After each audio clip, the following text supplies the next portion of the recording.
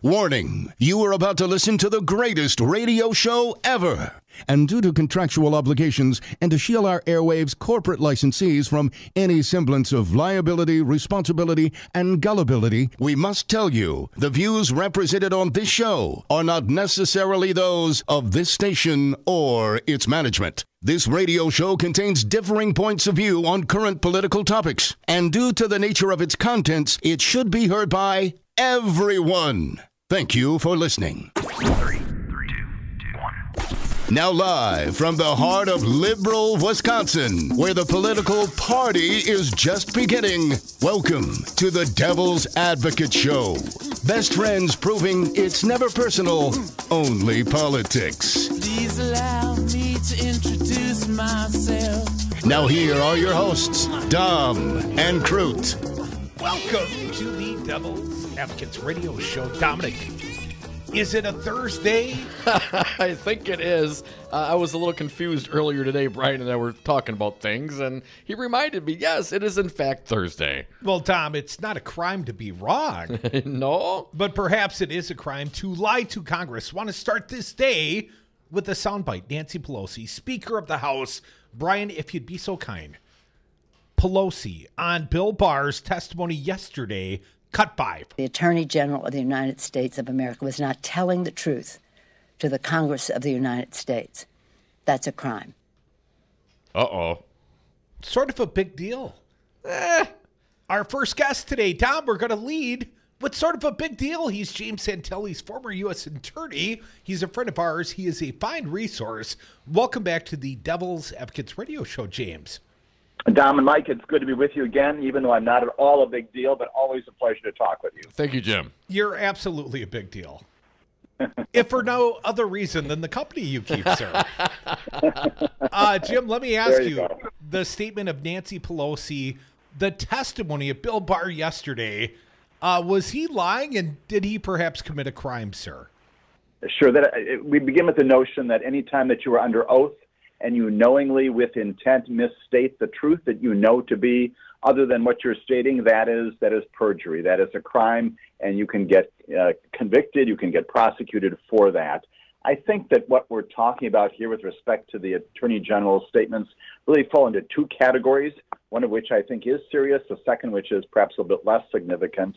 The one that I find perhaps less significant is the one that comes out of yesterday's testimony in particular. That is, it has to do with this letter that the former the President's special counsel sent to the Attorney General, complaining, if you will, about the representations made by Bill Barr. And there's a lot of conversation today about the extent to which the Attorney General knew about that when he previously was asked, what did the special counsel tell you? What do you know about his views about your letter? All that sounds very, very confusing, very, very convoluted. The answer is an awful lot of people feel that since Bill Barr had that letter of complaint from Bob Mueller in his hands at the time that he made no reference to it, did not talk about the fact that special counsel had complained about that previous summary, that is at a minimum misstatement and misleading. I have some other concerns about what the Attorney General has said with respect to the sum and substance of the report. And that begins, of course, with the morning of his press conference right before the release of that. We can chat more about that. But lots of things represented also in the public domain, under oath and not under oath, that are simply inconsistent with the substance of what Bob Mueller was saying. Jim, is the omission of the truth a lie? It certainly can be, yes. Omissions, when you know that when you're representing something that is not in fact the case, and you know about a fact that you are not providing, you're specifically asked about it, and you fail to provide that information, absolutely that can be a source for a false statement prosecution, a perjury prosecution. Again, it goes to intent, and it goes to what you knew at the time. Okay, Jim, so how big a deal was it that Mueller sent a letter to Barr, and I've read the letter, and it would seem that, according to Mueller's opinion, Barr has, misconstrued, allowed the context to get away from him. What do you think Mueller's saying precisely here? Obviously, he's, trying to be polite, it would seem. But do you think it is easy to dismiss this letter as the work of some Mueller aide, or do you think the boss wrote this one, Jim? No, this does not come out of Bob Mueller without Bob Mueller having had his hands all over it. I know that the Attorney General, I think it was just yesterday, said that whether with respect to that letter or the subsequent conversation that they had, he said, seemed a bit snitty, S-N-I-T-T-Y was the word that the Attorney General used, and said, I think that maybe that was a product of his staff. My own sense is it may well have been ghostwritten, but Bob Mueller said those things. I think the letter is hugely important in response to your question, Mike, about this. Why? Because it does confirm, it sets forth what we had heard previously from the Mueller staff indicating that they were dissatisfied with what the Attorney General had said in that 4-page letter that came out weeks before the report itself was issued. This is a codification now from the special counsel. As he said, your letter fails to fully capture the context, the nature, and the substance of the report. Can't be much broader than that in terms of being critical of what the Attorney General said. Context, how we did what we did, how this fits into larger issues, the big stories out there. The nature, that's really critical. It talks about the gray areas, but also the things we knew. And this is the big one.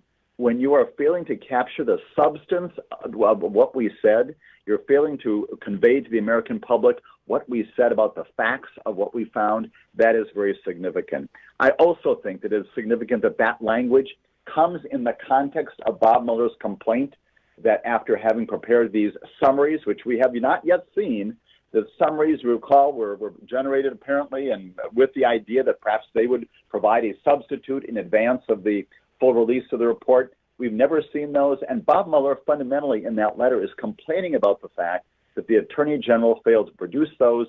And I will say, to follow up on that, what a better world we would have today, what a greater understanding of the public we would have if those summaries, presumably not 448 pages long, but maybe, I don't know, 4-8 pages long, would have been out there, something that everybody could digest.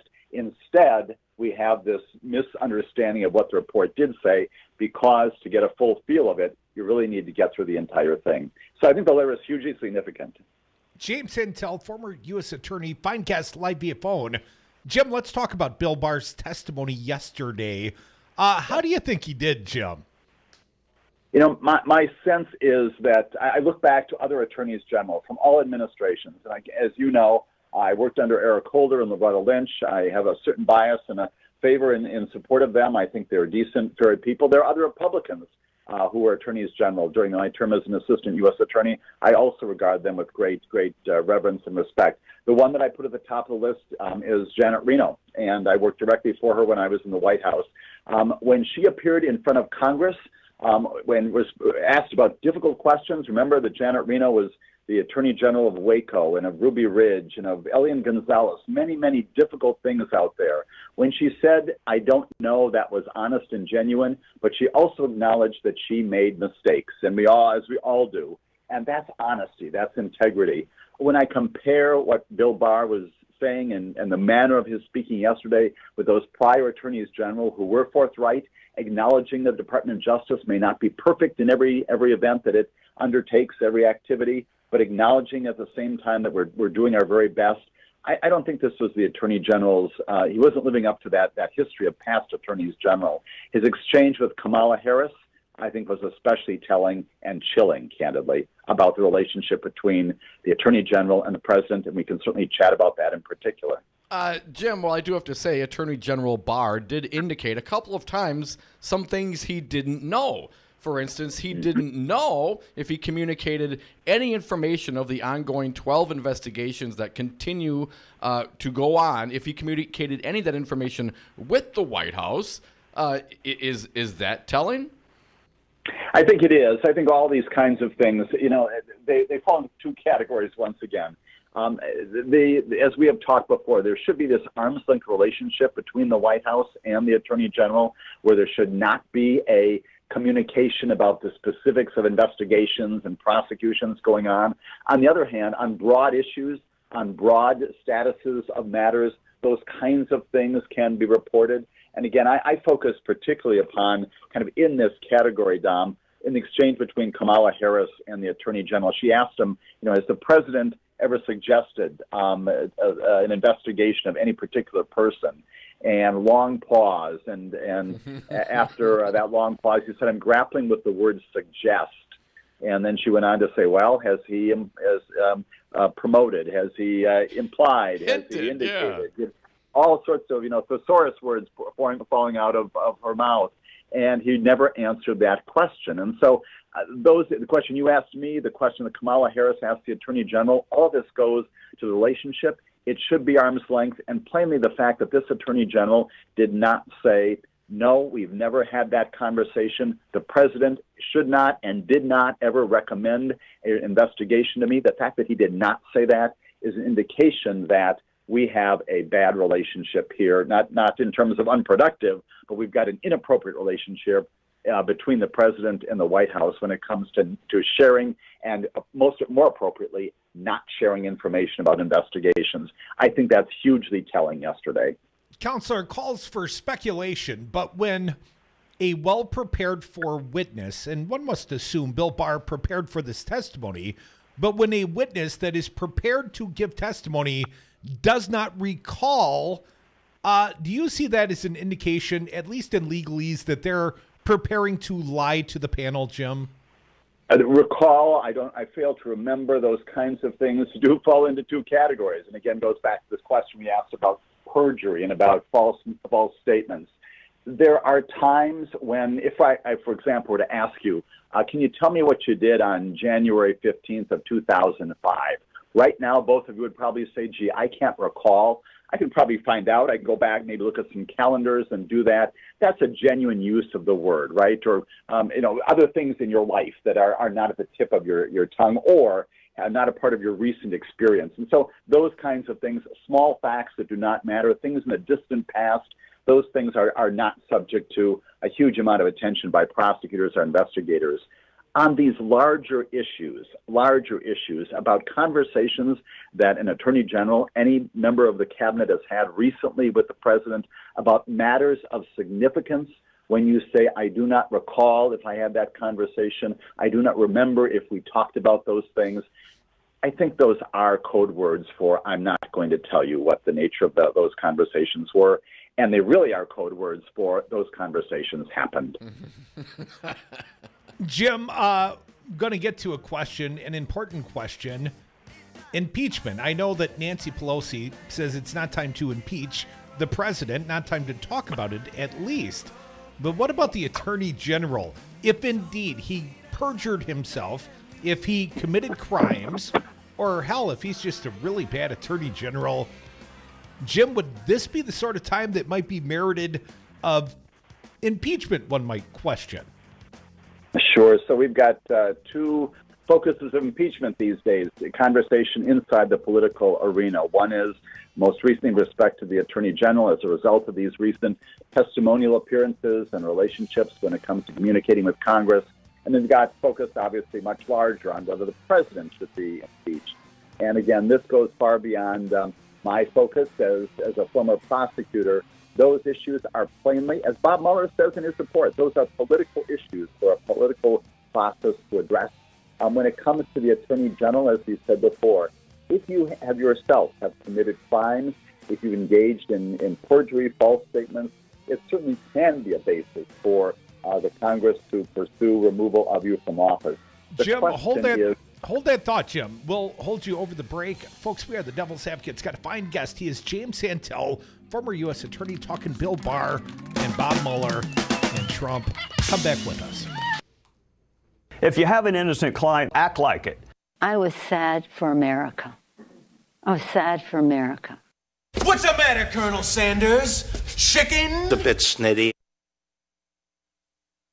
Brad Zog, owner of Zero Res Madison, resisting dirty carpets and harsh chemicals. Brad, why should people use Zero Res Madison? Why wouldn't you clean your carpets like this? We're not using any soaps. We're not using any chemicals. We cost about the same as the other guys. You look at it and you go, where's the downside? You got a completely green clean. That's awesome. We guarantee it. There's no downside. There's no downside. Use Zero Res. Call Zero Res today. 608-848-9000. Zero Res. Spell it forward or backward. It's the right way to clean.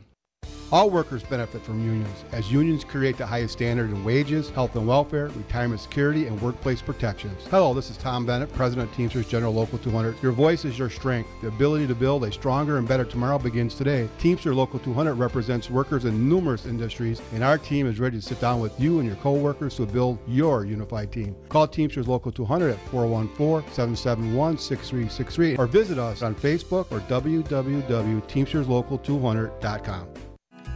Hi, I'm Crudy, and I've been busy building out the new Talk 92.7 studio and business office here in Madison. For furniture, I started at Madison Liquidators, a family-owned local company with sustainability as their business model. I found a great used conference table at a great value, and they even delivered. When I stopped back for chairs, Madison Liquidators owner Kelly asked me, but what about the plan for the rest of your office? I had no plan, but Kelly did. First, she listened to my needs, then she measured, and then she offered me price, color, and awesome design options. Madison Liquidators delivered in record time, professionally assembled on-site, a brand new office, and they even traded back my conference table. Find their used and new office furniture inventory options at madisonliquidators.com or do what Crudy did. Have Kelly create a plan for you. Call Madison Liquidators 608-831-1012. Tell them the Devil's Advocate sent you, or find them online at madisonliquidators.com.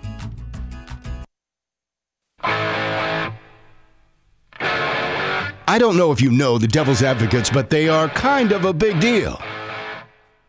And we are back. Thank you for listening to the Devil's Advocates radio show, streaming on YouTube and on Facebook. We are on Twitter at Devil Radio. You can always go to the website, domandcroot.com. You can download and listen to podcasts and interviews. Dom, we got a fine guest live via phone. He is James Santelle, former U.S. Attorney. Jim, my apologies.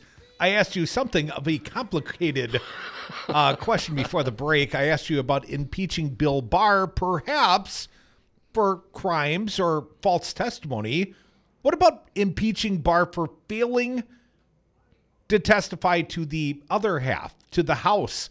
Apparently, Bill Barr didn't like the thought that lawyers might ask him questions. I want to get your opinion, Jim Santelle. Is that normal course of congressional oversight, or does Barr perhaps make a good point here? Is that there is certainly precedent, a lot of precedent out there for members of the committees, both in the House and the Senate, to defer and frankly to assign to members of the staff responsibility for asking questions of witnesses. That happens with a fair amount of regularity. We saw it in the Kavanaugh hearings. We saw it in Watergate hearings. We saw it in previous investigations, oversight. So the fact that there is an objection based upon the nature of this and turning over questioning to people who may have some expertise both in the substance and the format of the questioning, I find that a bit odd, candidly. But the larger question then is whether or not that's a reason to pursue impeachment, and that's when you get to constitutional issues. I think it's an interesting, although again a complex argument, that under the Constitution, plainly the Congress does have oversight responsibilities with respect to virtually every area of executive function, including those of the Attorney General and the Department of Justice. If the Attorney General himself fails to provide mechanisms and frankly cooperate with that oversight responsibility, at some point that may raise a constitutional issue. I wonder out loud whether we are there yet on this particular issue. Simply because, again, yesterday he did appear for the Senate committee. Today he didn't appear for the House. Recognize completely that there are different political aspects of those at work here. But my own sense is that that particular argument that because you failed to appear based upon your objection to the nature of it, even though it may be a constitutional issue, probably isn't going to sway a lot of people to pursue impeachment against him for just that purpose. And I think that's probably a good exercise of discretion. Jim, we had former U.S. Attorney General Eric Holder on this show, and we talked about the fact he was held in contempt of Congress. They wanted to compel him to give more testimony. I believe Fast and Furious, the topic. Well, he didn't go to jail. Nothing really happened. He was never ultimately compelled to give more testimony. Jim, what's the mechanism of enforcement? Does the Congress have any way to compel, short of impeachment? I've seen things like lock him up, throw him in jail. Is that feasible? Can the Congress throw someone in jail for failing to give testimony? Right. Just a very brief historical aside, if I can. I was actually in the with the Attorney General, with the members of the Attorney General's Advisory Committee on the day that back in his conference room, right after the Congress, and remember Congressman Darrell Issa in particular, and others plainly held him in contempt. It was exactly that, for failure to produce documents and failure to testify on Fast and Furious. So we were actually there and talked with him on that very day. Plainly, it is a matter of serious nature. We do want to have congressional oversight with respect to these kinds of matters. But your question is the important one. What do we do in terms of enforcement? A citation of contempt is no small thing. And I think Eric Holder understands that, understood that. Other attorneys general have plainly understood that as well. There are technically, if you go forward there are mechanisms to enforce that at a greater level. They're a little bit cumbersome, but a contempt of a citation, which is basically saying you're thumbing your nose at a lawful authority to gather information, that can have legal consequences like fines and like some loss of custody. Question whether or not the Congress, of any Congress, candidly, would want to do that for failure to produce documents, and especially when there are arguments to be made on the other side about the reasons for not producing those. But it is a serious matter, and there are some mechanisms for doing more than simply issuing the citation itself. Jim, do you think something more is merited in this circumstance, trying to force more testimony from Barr? I think that the Congress should definitely continue not only to pursue this particular issue. I think that the Congress, just like prosecutors, frankly, whether it's grand jury subpoenas, trial subpoenas, those kinds of things, those have legal weight. And my understanding, although I'm not as familiar with it, is that congressional subpoenas, congressional compulsion to testify and produce documents, they have legal weight. They should be pursued. In this area, and candidly in all other areas of proper oversight by the Congress, that's what they're supposed to do. That's what James Madison contemplated. That's what should happen in 2019 as well. Jim Santelle, got a few more questions for you. Got a few more minutes for us. We'll come back. A fine guest live via phone. He is Jim Santelle. We are the Devil's Advocates. You know you're listening right now. And I'm going down.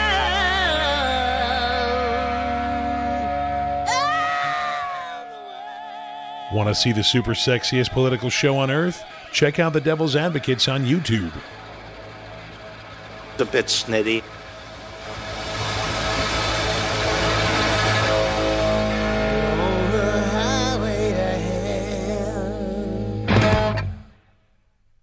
The Devil's Advocates, where there's always time for Scott Walker bashing. Welcome to our good buddy, Congressman Mark Pocan. Mark, in some small part, this little radio product, the entire rationale for buying a radio station was opposition to Scott Walker. One person's telling me, be humble, Crudy. Take a day and just be humble. And another person's telling me, no, dance on Scott Walker's grave. So, Congressman, I've always admired your sage advice. Sir, what should I do? How should I react to this? We should waltz, we should polka, and we should two-step. We should be dancing on this right now. To your credit, and I do want to give you guys credit. In Milwaukee, we have seen a shift, especially the suburban areas, from when we had just conservative radio to having you guys there. We have seen a shift in that area, and that's important because I think when people hear ideas, we do better. And I want to thank you for being there and doing what you do. Hashtag Walker bashing. Bye, Felicia. You are listening to Real Resistance Radio, WRRD 1510 AM Waukesha and WTTN 1580 AM Columbus. Always streaming at realresistanceradio.com. Here in the Badger State, we have our own expressions. When we're looking to go on vacation, we state, well, let's go up north. Hello, this is Tom Bennett, President of Teamsters Local 200. Here in the Badger State, we also have another expression, union yes. The strength of the labor movement depends on elected officials here in Wisconsin and Washington, D.C. that support the values of working families that raise the standards for all. Give us a call at Teamsters Local 200 at 414-771-6363 or visit our website at www.teamsterslocal200.com or on Facebook at Teamsters Local 200. Be engaged.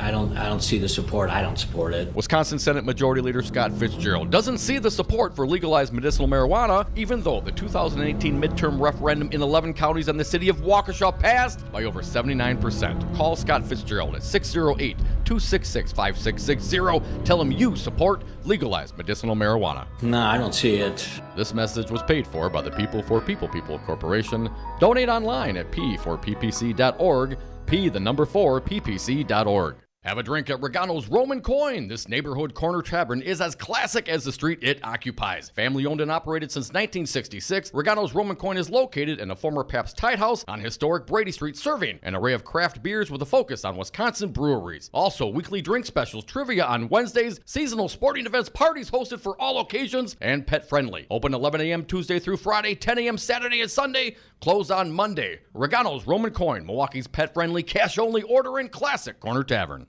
5 9s, your local single-source IT solutions provider, specializing in cloud technology, consulting, servers, networks, and hosting. We manage your IT so you can focus on running your business. Enjoy technology. Enjoy 59s.com. Teens in foster care will love you, even if you don't know the lingo. Dad bod, noun. The result of the occasional donut, always washed down with confidence. Brought to you by the U.S. Department of Health and Human Services, Adopt U.S. Kids, and the Ad Council. Visit adoptuskids.org.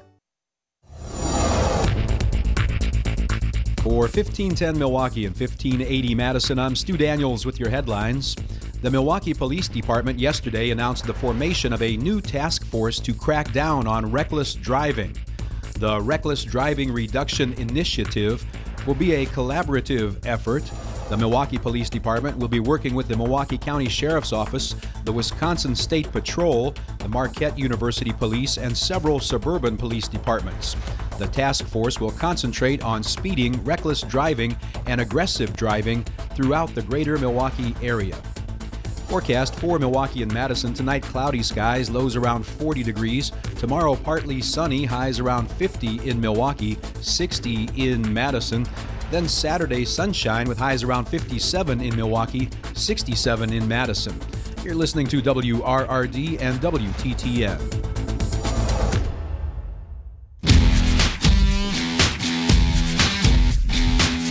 The Devil's Advocates. Never personal, only politics. Welcome back to the Devil's Advocates Radio Show. Dominic, we've got a fine guest live via phone. A very generous man with his time, James Santelle, former U.S. Attorney. We bring him back right now. Jim, thank you for sticking around. My little buddy's got lots and lots of questions for you, sir. Thank you, Jim. That's a very good thing. All right, let's continue with Barr. Certainly he did not show up. Now, I want to be clear. That was a voluntary suggestion that he show up, right? He was not mandated. He was not subpoenaed to testify not today yet, although, in front of the House Judiciary. That's right. They're plainly contemplating issuing a subpoena as of this afternoon. Okay. And that's when things get dicier and more interesting in terms of enforcement. But that could be perhaps the second subpoena, because another thing that Barr did not do today was submit to the House Intelligence Committee the unredacted version of the Mueller report. Now, I understand that Nadler's going to, give him a few days to sleep on it before he maybe turns it over or does not. And I guess would the next step be to get that unredacted version, Jim? Would that also be a subpoena? And if they do not comply with that subpoena, is that obstruction of justice? And here we go again with this very same process. You've got it exactly right. Subpoena is issued is for the production of documents. They're plenty relevant to an oversight function. They would be relevant in a prosecution setting, for example, if they materially advance some information that needs to be known. If the focus, the target of that subpoena, in this case the Attorney General, the Department of Justice, fails to comply with a duly issued and appropriately issued subpoena of this sort, again, the Congress can find the Attorney General in contempt. And with respect to the production, there is also a mechanism, as we saw in previous investigations, to go into court. And this is where we get into constitutional issues as well, all sorts of legal theories. You run into court, we have a federal district court judge, whether it's in D.C., other places, looking at whether or not there is a reasonable, legitimate constitutional or statutory right of the target or of the focus of that subpoena to say no. If there is, the judge says, well, I'm going to quash the subpoena. I'm not going to find that person and has an obligation to produce something. On the other hand, if the subpoena is legitimate, the court can direct that person, in this case the Attorney General, respond as directed, can go up on appeal, and these are the kinds of things that ultimately could end up, as we have talked before, in the United States Supreme Court. Issues about executive privilege come up, and all sorts of things that we have heard bandied about a lot these days in the media, and questions about again this is the classic balance of powers that our founding fathers put together: the right of the Congress to oversee investigations and a look at activities of the executive branch, and the executive branch often pushes back. But this could end up in the courts if there isn't compliance at some appropriate time. I have previously commented about the extent to which there are redactions in this report. Some of them entirely legitimate for ongoing investigations, things that may be compromised in terms of investigative techniques. The one that, again, I find at least interesting, if not problematic, is the allegation or the argument that much of this is grand jury protected, as I've said before. If it is in fact the case that these investigations are completed, there is a process to go forward before a district court judge and get that information out of the grand jury and basically unredact those portions of the report. Jim, my understanding, I think it might have been Nancy Pelosi that pointed this out. Nixon's third article of impeachment was for failure to honor congressional subpoenas and congressional oversight. Jim, do you think that ultimately could be the way we end up going, sir? Sure. There are lots of parallels between what happened back in 1973 and what's going on today. That's one of them, certainly. We sort of forget about that because we always think about Watergate being the larger issue there, being a cover-up of the break-in at the hotel in the Potomac. That's the offices in the Potomac. The other reason that your question is so very good is we also recall that the articles of impeachment against Richard Nixon include obstruction of justice. That is right at the center of Volume 2 of the report from Bob Mueller. And there, again, in addition to all the other findings about Russia, there we have, from my perspective, a clear statement by Bob Mueller. This is a prosecution memorandum setting forth counts. They could be criminal counts if this were indictment of obstruction of justice, engagement by the president in criminal events. Very similar to the kinds of things that the Senate Watergate Committee, obviously the House Impeachment Committee, that's where articles of impeachment are issued. Very similar to what happened back in 1973. Obstruction, failure to comply with subpoenas. We are hearing this once again many, many years later. Jim, during Barr's testimony yesterday to the Senate Intelligence Committee, I'm going to paraphrase. My understanding, he basically said, the last administration, they didn't tell Trump about the Russians, talking about this security briefing that was not given. And then they went to break, they came back, and Barr then said, well, I need to correct the record. They didn't give a security briefing, they gave a defense briefing. Now, and every Republican is trying to, spin this to Hillary, and I get a text from Trump today about investigating the investigators. So I want to set the record straight. What is a security briefing versus a defense briefing? Did you happen to catch that part of the testimony? And what do you think he was attempting to do by that? Sure. These are terms of art. This is really wonky, right? These are people sort of inside Washington and the ways that we talk about these kinds of things. I will tell you at the outset that I am not an expert in these areas, other than to indicate that there are various levels of briefings. When I was in Iraq, we had various levels of briefings like this that variously included and did not include people based upon their security levels and the kinds of things that are being said. I think this goes to that. It is the kind of term of art that perhaps senators do understand and appreciate. The rest of the world, the United States, we may not have a full understanding of that, other than to say that it was probably important for the Attorney General yesterday to clarify that, because it does ultimately go to what can be disclosed and what isn't disclosed, not only in those briefings, but also perhaps ultimately to members of Congress as well. So it's good always to be precise, as we talked before, even on things that are very, very much in the weeds. Folks, you're listening to the Devil's Advocates radio show. That's our friend James Santelle. He's a former U.S. attorney talking about the Barr testimony yesterday and all the letters and all the updates. Jim, thank you for sticking around. I want to kind of step back just for a moment because, we can get in the weeds on these things. It gets so very difficult. But I just want to kind of lay out what I'm seeing here and see if it jives with what you're thinking, Jim. The report was given to the AG. With summaries that we now know, right? I mean, this is new information, fairly new information, that this was already presented, that he could have gone and released those summaries in the redacted form already, ready to rock and roll, and the Attorney General declined to do so. Is that correct? That is correct. And again, as you said before, I think it would be incredibly helpful, even to this late date, for the Attorney General to release those summaries. That's what Bob Mueller's letter was all about. Release the summaries, and therefore 326 million Americans don't have to read 433 pages. We can just digest perhaps a much smaller number and get ourselves a very clear sense of what Bob Mueller said and what he didn't say on Russia and also about obstruction of justice. Okay, so now let's assume the worst here. Barr did not release those summaries. He made his own summary, let's call it a conclusion, however we want to define what Barr presented. And in those conclusions, in that 4-pager, the first time he came out, he specifically stated that the special counsel did not consider the Office of Legal Counsel's opinion regarding prosecuting a sitting president. But as I read the report, Jim, they specifically stated that in there. Is that correct? That is correct. And I will tell you that I'm so glad you raised this point, Dom, because even putting aside all of our discussions and those in Washington today about whether or not the Attorney General committed perjury or lied, I think this is so much more important. The Attorney General is a spokesperson for the Department of Justice, and he's the kind of person when he speaks, whether it's for 10 minutes or 20 minutes or 2 hours, people listen to that. When the Attorney General, both in all of his representations, has talked about the basis for Bob Mueller's decision not to pursue a formal criminal indictment investigation, or rather indictment, did pursue the investigation of the president for obstruction, and said that it was not based on the prohibition of the OLC memorandum.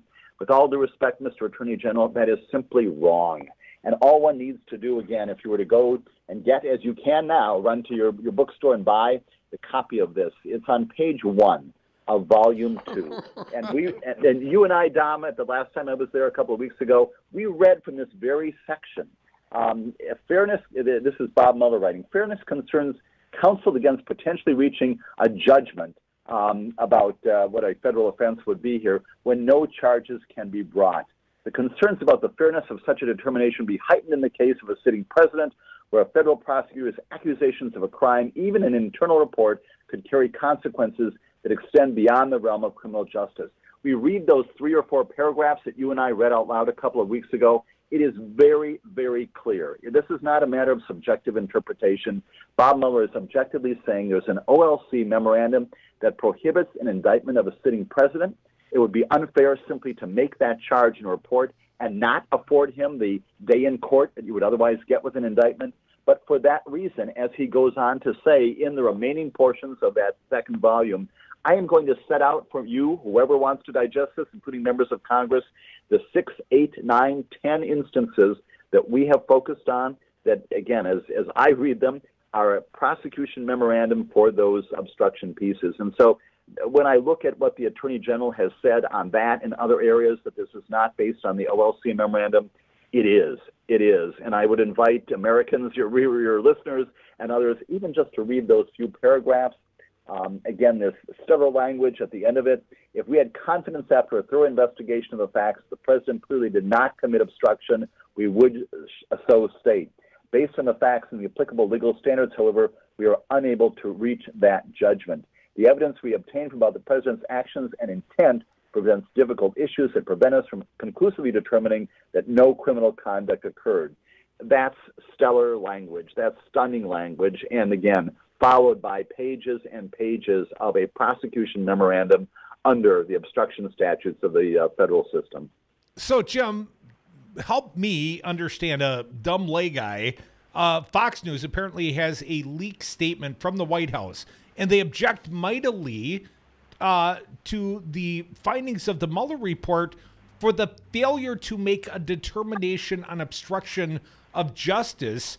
The attorney is Flood, I believe, the White House attorney, the current one.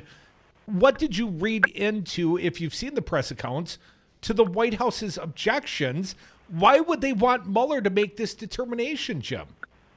Right, and again, I haven't digested it fully, but this was just breaking this afternoon as well. Yes, that apparently the White House did in fact issue this letter to the Department of Justice complaining about very, very vigorously the content of the report.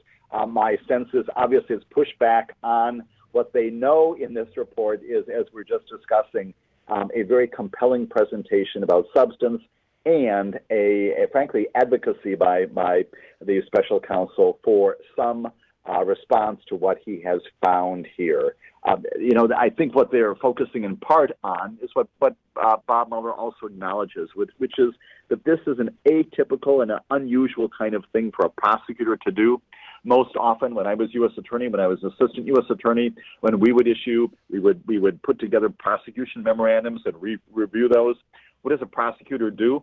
She or he makes decisions, right? Says, you know what, as to this, Dom and Mike should not be indicted. As to this, we've got the evidence to go ahead and indict them. Those are things that prosecutors do. They say yes or no. And Bob Mueller here says this is unusual. And it's unusual, once again, because of the OLC memorandum that prohibits us from making that final push and that final movement to an indictment here. I think that is in part the reason why the White House is responding vigorously.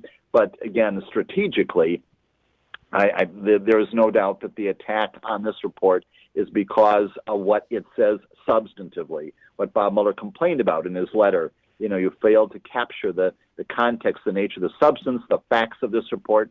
Those facts find no conspiracy to engage with Russians, but they do, in fact, make findings of obstruction of justice.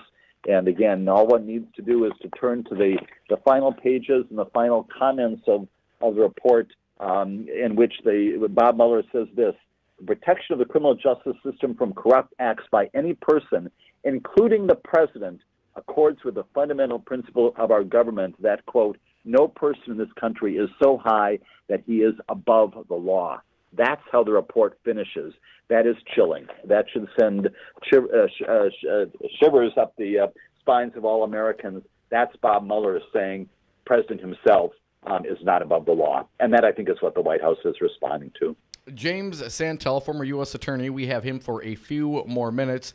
James, I understand you haven't been able to digest this new letter that's come out today from the president's counsel, Emmett Flood, dated back in April 19th. But he does bring one issue up that I want to get your take on. Talking about executive privilege. And in this letter, Flood writes that the president wants the following features of his decision to be known. One, his decision not to assert executive privilege, is not a waiver of executive privilege for any other material or for any other purpose. Two, that his decision to permit disclosure of executive privilege portions of the report does not waive any privileges. And number three, his decision does not affect his ability as president to instruct his advisors to decline to appear before congressional committees to answer questions on these same subjects. So, of course, the one I'm most interested in is Don McGahn. Now, I've heard it bantered around from some of the legal talking heads that, perhaps because McGahn already testified, and this is now out there, that the president has essentially waived his executive privilege by the fact that he's testified, and we know what he testified to. Jim Santelle, what's your take on that? Do you believe that the president has the ability to stop McGahn from testifying? Right, and the letter, that section I did read, and I've digested that somewhat. Plainly, the reason the president is saying these things today is because he's thinking about the next steps here, which is exactly as you just said, Dom. Other officials, both present and former, appearing in front of congressional committees, including Don McGahn, perhaps most centrally, again, among others. Executive privilege, it is a concept that is out there. We know, again, from history that Richard Nixon was not especially successful in arguing in support of it. Other presidents have raised it, also with, at best, mixed results on it. and there really are some dramatic limitations on it. It is simply not the case that every single thing that one engages, any conversation, communications, meetings with the president or that happen in the White House inside the executive branch are protected from disclosure. We have many other laws and concepts that go far beyond that. So the concept of self-executive privileges is, I dare say, narrow and not broadly applied. The second piece of this, again, does go to the issue of what happens next. There is a concept of waiver, absolutely, that if members of the administration have already spoken about these issues and it was not alleged or not claimed that their testimony is subject to privilege of any kind, it has been waived, and therefore the cow has left the barn, so to speak, and for that reason you can't raise it anymore. This also goes to the larger issue of process, which is we may, on this issue as well, subpoenas issued, let's say, to a Don McGahn. And the president, as he's already indicated this today, they're filing lawsuits, says, nope, we're not going to cooperate with all this. Where does that end up?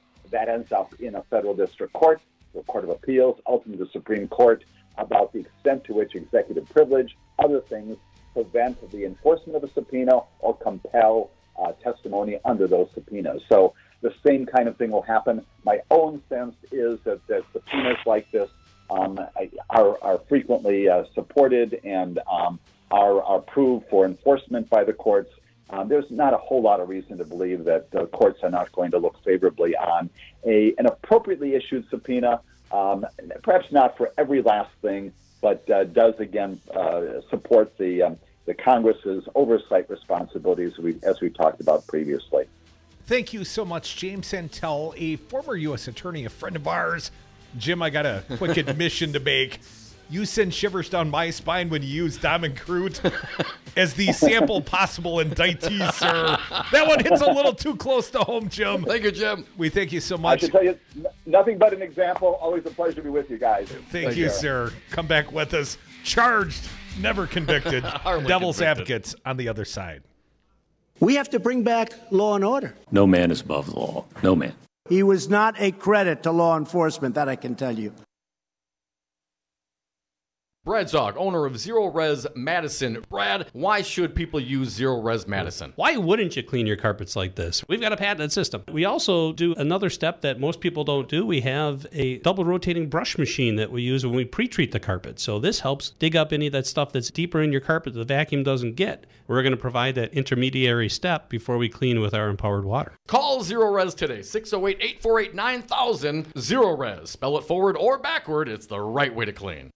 Electric bikes are exciting. E-bikes improve your health. E-bikes give you fun things to do this summer besides going out to eat. Lynn, I have gotten chubby. Lose weight, lower blood pressure. But is it going to cost me $2,000? No, at Crazy Lenny's E-Bikes, we have bikes for just $690. Get outside this summer. Ride the trails. Get an e-bike. Go up hills without pedaling. E-bikes only $690 at Crazy Lenny's E-Bikes, 6017 Odana Road. You don't have to buy one. Just try one. No, you don't have to buy one. Just try one.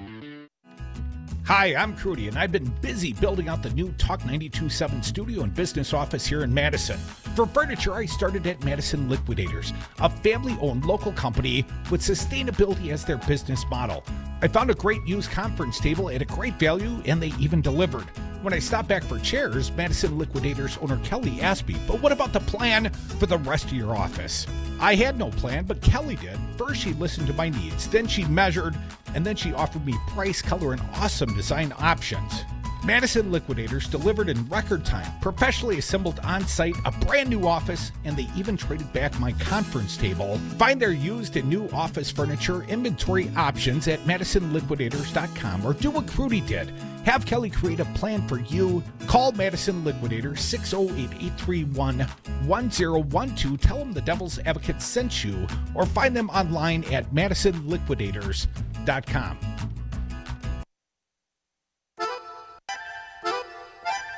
Charged, never convicted. Dom and Crute are the Devil's Advocates.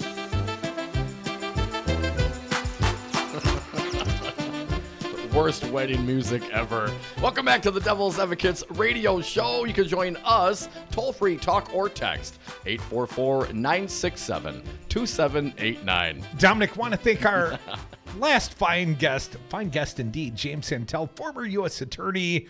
You will be our guest momentarily on the phones at 844-967-2789. But Dom, I want to get a quick headline out there for the consideration of the audience. Dems' response to Barr's no-show. Of course, Bill Barr refused to give testimony today in the House Judiciary Committee. Not under subpoena order at this time. At this time! Not now. Threats of contempt and buckets of KFC. What's the matter, Colonel Sanders? Chicken? House Judiciary Committee Democrats had 2 points to make during a Thursday morning hearing with Attorney General William Barr that did not feature Attorney General William Barr. The first was that his failure to show up and testify about Special Counsel Robert Mueller's report was a threat to the Constitution and an attack on American democracy. In the words of the committee's chairman, Jerry Nadler, so much so that it justified the rare punishment of being held in contempt of Congress. I often hold people in contempt. I hold you in contempt. The second point, back to the Daily Beast article, their second point was more visceral. Barr was being a big chicken. Rep. Steve Cohen, a Dem from Tennessee, entered the committee chambers before 9 o'clock, clutching a ceramic chicken and a bucket of KFC. After eating several drumsticks, Cohen placed the ceramic chicken on the witness stand where a name tag for Barr had been placed. "Come on, Bill," Cohen said to the chicken. "Let's go." It's roughly 9:30 a.m. The nearest KFC does not open until 10:30. Cohen told the Daily Beast he'd bought the chicken the night before. Oh, what? And kept it in the fridge. Cold chicken. Oh, cold drumsticks fried chicken is pretty KFC. good. Still a finger looking good. Did he bring enough for the whole class? Dominic Barr, for his part, notably did not go. Instead, on Thursday, he was spotted eating lunch at Tusca, a well-known restaurant frequented by lobbyists in downtown D.C. A Democratic source who saw him there wondered how he didn't have time for the House hearing today, but had time to be at Tusca for lunch. A DOJ official said Barr was there with a member of his comms team, his Solicitor General and the Principal Deputy Solicitor General, and was otherwise working in the office on departmental matters. All day the night before, Barr was informed the Judiciary Committee that he would not show for the long-scheduled testimony because he rejected Nadler's demand. "I reject your demand," that staff attorneys from both sides would get 30 minutes to question him in addition to lawmakers, hence the chicken. "What's the Attorney General afraid of?" said Dave Cicilline, a member of the committee. Well, I don't know. He's a big frickin' chicken. That's one way to put it. But if we're going to go there, I think I'd put a little, a statue of Mr. Hanky on there because he is a P.O.S. One more quick quote from Cicilline. Do I have time? We all believe very strongly that the next step is to begin proceeding to hold the Attorney General in contempt. Come back with us. We're Devil's Advocates. Hour 2 starts next. If politics is boring, you're doing it wrong. Check out more at domandcroot.com. Brad Zog, owner of Zero Res Madison, resisting dirty carpets and harsh chemicals. Brad, why should people use Zero Res Madison? Why wouldn't you clean your carpets like this? We're not using any soaps. We're not using any chemicals. We cost about the same as the other guys. You look at it and you go, where's the downside? You got a completely green clean. It's awesome. We guarantee it. There's no downside. There's no downside. Use Zero Res. Call Zero Res today. 608-848-9000. Zero Res. Spell it forward or backward. It's the right way to clean.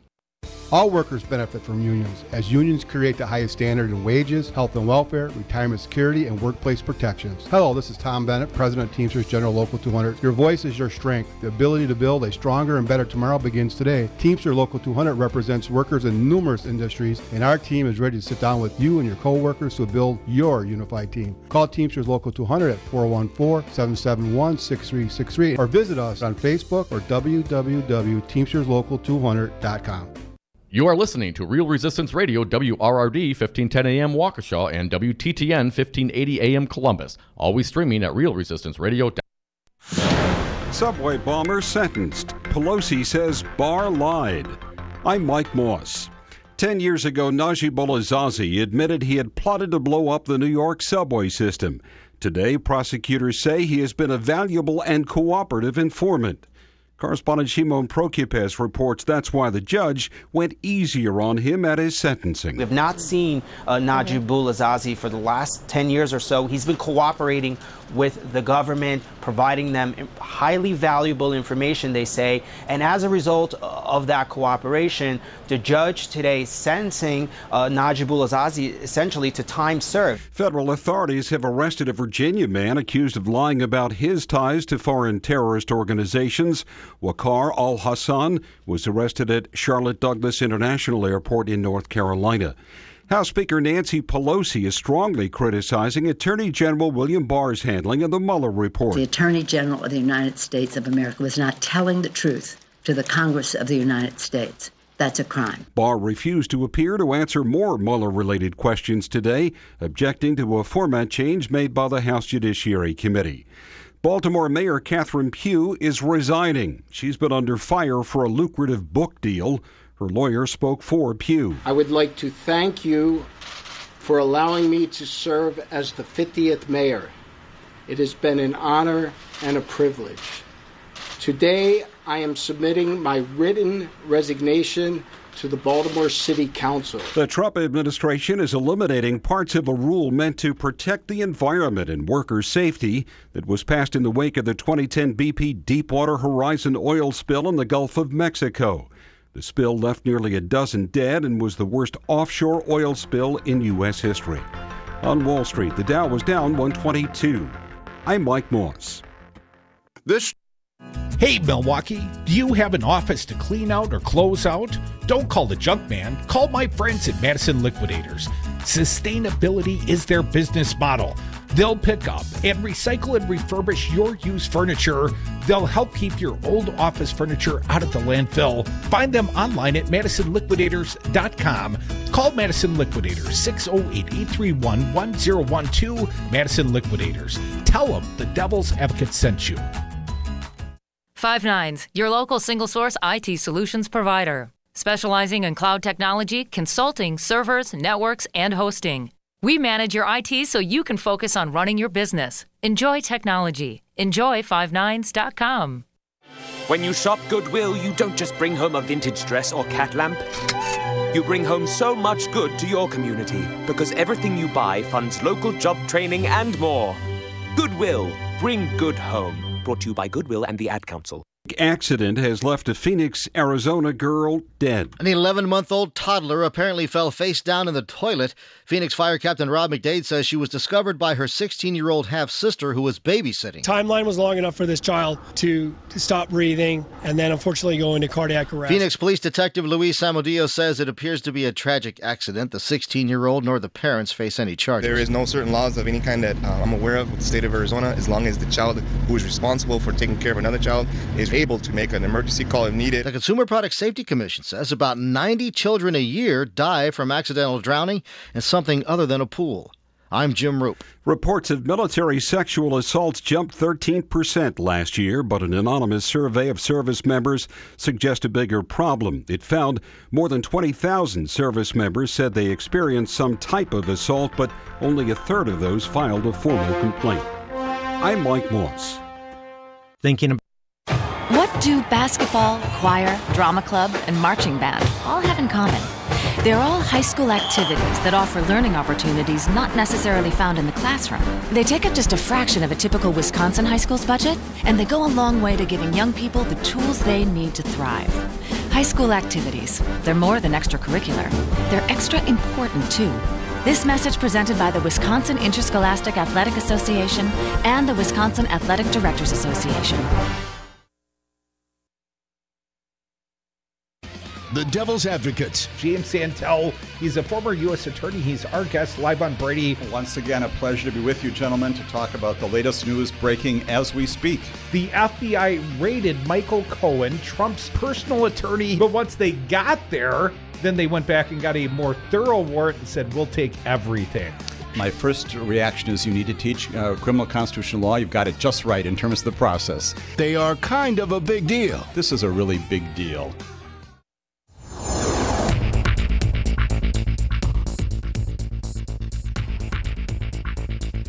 For 1510 Milwaukee and 1580 Madison, I'm Stu Daniels with your headlines. Governor Tony Evers is meeting with Terry Goh, the CEO of Foxconn, today in Milwaukee. The meeting comes just a day after Goh went to the White House to meet with the Trump administration. Critics of the Foxconn factory have been asking questions in recent days because 75 homes were demolished to make way for the Taiwanese company's development, but the plans keep changing and not much has been built at the site.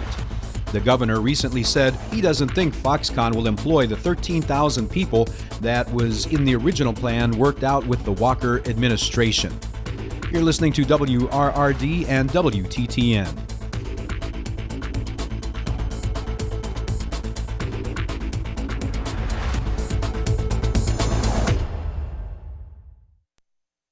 Warning, you are about to listen to the greatest radio show ever. And due to contractual obligations and to shield our airwaves' corporate licensees from any semblance of liability, responsibility, and gullibility, we must tell you the views represented on this show are not necessarily those of this station or its management. This radio show contains differing points of view on current political topics, and due to the nature of its contents, it should be heard by everyone. Thank you for listening. 3, 2, 1. Now live from the heart of liberal Wisconsin, where the political party is just beginning, welcome to the Devil's Advocate Show. Best friends proving it's never personal, only politics. Please allow me to introduce myself. Now here are your hosts, Dom and Crute. Welcome back. Hour 2 of the Devil's Advocates Radio Show. Looking ahead, about an hour from now, Dom, we've got the Assembly Minority Leader, State Rep Gordon Hintz, Democratic Leader of the Wisconsin State Assembly. Sounds better when you say it that way. Minority Leader could be Minority Leader for life, considering the gerrymander in the state of Wisconsin. But Gordon Hintz, in the happy hour, we're going to talk a little Foxconn. And Dominic, we're going to get to the phones in this hour. Plenty of time for you coming, if you're patient, at 844-967-2789. Be patient, Gary. We know you're out there, but we want to introduce this topic to start the hour. Jennifer Rubin at the Washington Post, an impeachment that Democratic leaders can get behind. It is striking, given how reticent they have been on the topic of impeaching President Trump, to hear House Speaker Nancy Pelosi and Senate Minority Leader Charles Schumer open the door to the impeachment of Trump's Attorney General. On the Senate floor Thursday, Schumer railed against Attorney General William Barr. Mr. President, Attorney General Barr's performance in yesterday's judiciary hearing was abysmal, raising all types of questions about his willingness to be a faithful steward of the law. But of several outlandish claims, one stood out, one that should send shivers down the spine of anyone who believes in this democracy. It would probably send shivers down the spines of the founding fathers if they heard the Attorney General say what he said, because Attorney General Barr said yesterday that the president could not have obstructed justice because he believed he was falsely accused. What a fine legal defense. But he went even further. He made a broad principle. Here's what he said. He said that if an investigation is, quote, based on false allegations, the president does not have to sit there constitutionally and allow it to run its course. The president could terminate that proceeding and not have it be corrupt intent because he was falsely accused. What a statement! Exclamation point. What a statement, period. If the president himself believes he was falsely accused, he can terminate any investigation or proceeding against him, question mark, any at all? And is that determination in the president's own head and nobody else's?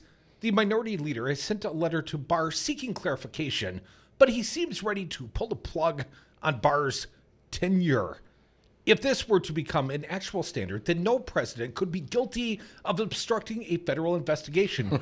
And every president would have the right to terminate any investigation, certainly about that president, and maybe about many others with some relationship to the president, Schumer said.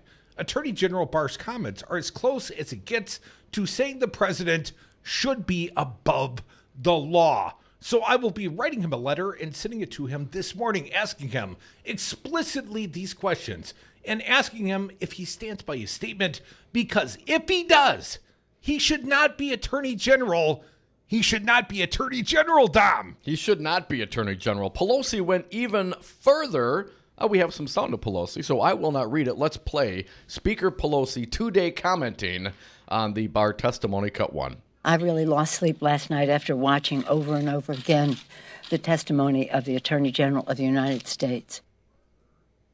How sad it is for us to see the top law enforcement officer in our country misrepresenting, withholding the truth from the Congress of the United States. I'll continue on now from Jennifer Rubin's writing. As for Barr's earlier claim that he had no idea that Special Counsel Mueller was upset with his 4-page summary, Pelosi said the Attorney General of the United States was not telling the truth to Congress. That's a crime. Let's play some more of that sound as well. Let's do cut number 5. The Attorney General of the United States of America was not telling the truth to the Congress of the United States. That's a crime.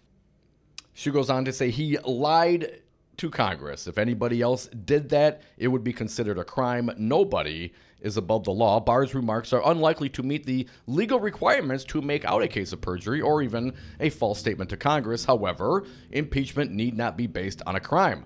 Pelosi says, in essence, his conduct in misleading Congress disqualifies him from office. The remedy, if one believes that, is impeachment. The case for impeachment will grow exponentially stronger if the House subpoenas him, he refuses to appear, and the House issues a contempt citation. No Republicans are likely to join, but Democrats are in sound constitutional ground. We cannot have a president who believes he is above investigation advised by an attorney general who believes he is above congressional subpoena power. Impeachment proceedings for Barr should be seriously considered, if for no other reason than it will help lay the predicate for possible impeachment hearings for Trump. It buys time. It educates the public. He will be a blot on his record and his most noteworthy accomplishment. And if we want to maintain our constitutional system, it's a necessity. Let's see if Barr blinks and agrees to show. If not, Democrats should have at it. I either misspoke or Jennifer Rubin miswrote that Schumer was, majority leader. I misspoke, minority leader. Probably me. Probably you. 844-967-2789. Before we get to the phone security comments, what do you think? Wait a couple of weeks, see how this plays out with Barr, too? I mean, we're doing it for Trump. Let's wait a few weeks for Barr. Well, I think you got to wait at least long enough to see if he responds to a subpoena. I did know he was not compelled to testify today. Long scheduled, apparently, but not compelled testimony. And he objected. I'm going to go have lunch with some subordinates. I'm not going to go down to the House Judiciary Committee. Now, if they issue subpoenas and he continues to ignore them, I agree with our pal James Santelle. We have the smart guest on, so I don't have to think that hard. But I would suspect proving that he willfully lied yesterday in the Senate testimony, I don't know if we can get that far. I don't know if there's perjury to be made as a charge. But if he continues to obstruct by failing to honor the congressional oversight, the subpoena, then hell yeah, let's impeach his ass. What about the fact that he has not turned over the unredacted Mueller report? Again, a separate issue, but probably at least up there timing-wise, issue a subpoena for both of them on the same day. Eventually we will get some variant thereof, or some members of Congress or the Gang of Eight or someone will be extended the unredacted Mueller report. The fact that he fails to do so in a timely fashion, I think is just him playing defense for the president. Yeah. Just trying to run out the clock. Well, let's keep going. On the phones, 844-967-2789. Gary from... You want to, before we get to Gary. Yes, what? You've been patient, Gary, but wait just a skosh longer. I want to hear Mueller's version. Right. That's the compelled testimony I want. I want Mueller on the stand.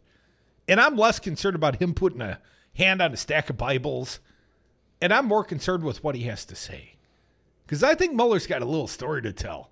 Well, Mueller's a smart man. I mean, he laid down, as we now know, with the letter that was released yesterday. He communicated twice in writing. He provided the summaries. This is all new information to me, and it's all par for the course. Barr has specifically and willfully tried to misinform the American people. I agree with you. I'm not sure that Mueller has it within his discretion to give testimony about the whole gambit. I think there are some things he will be limited in. If it's redacted in the Mueller report, even after the fact, I think he will be limited about discussing things that, of course, could be released if simply the Attorney General went to the judge and said, hey, let's release the grand jury testimony. But, of course, you can't do that if your hope is to obfuscate and play defense for the president. You don't want it all to get out there. Well, that's the point. From Mueller or from Barr's point of view, right? I agree. And we'll see how much of a player Mueller becomes. I mean, if it's so egregious, don't hate the player, hate the game. If it's so egregious, maybe he does. Maybe he comes out and, hey, I got copies of all this stuff. Let's get some other opinions. Gary from Sussex, you're next. What do you got for us today? All right. First of all, last week I was listening to Dave from Mequon on the radio. And you kept on calling him Gary. Now, this was Dom. And then Mike started calling him Gary. And I'm sitting there laughing my head off. And then I just realized that I guess any conservative is called Gary from now on. Actually, Gary, any one we want to cast derision at is called Gary. And that precedes you. Yes, this is long before you, Gary. What was a caller up in Madison back in the day? Yeah, we were discussing a little party we had. We were the host of Drinking Liberally in Waukesha one night, and, it was a barn burner. And it was a packed house. Mm-hmm. I want to say even Jim Santelle was on the speaker's engagement, but I think the crowd was there to see us. But anyways, we're thanking the crowd and we're acknowledging the crowd to start our next day show. Nursing a hangover. And we're, someone called right away, Gary, and, someone eager to get through. And we're like 3 minutes into the show and we're thinking, oh, this guy must have been at the event, want to acknowledge some aspect thereof. We bring him on. His name is Gary. And Gary chastises us for not talking about Hillary Clinton. And so anyways, we made a little light of him. And he did it again the next day, I believe. And forevermore, any person worthy of derision has been known as Gary. But it's not personal, Gary. No offense to you, Gary. No, I know no offense. Okay. Now, as far as the senators, these senators on the committee, 90% of them are lawyers. So Barr was being deposed yesterday by lawyers. I mean, everybody knows that most senators are attorneys. So, well, let me stop you right there, Gary. Depositions last longer than 7-minute intervals, man. And then, going back and forth between sides. So while I appreciate what you're saying, that's far from being deposed. You ever been deposed, Gary? You ever been to a deposition? Oh, yeah. Twice. Did it take 7 minutes? What'd you do? Did it take 7 minutes? No, this was a lawsuit we had filed against our subdivision, filed against Halquist. And so they deposed me, and then 2 years later, I had to go out there on the stand, and I had to remember exactly what I said.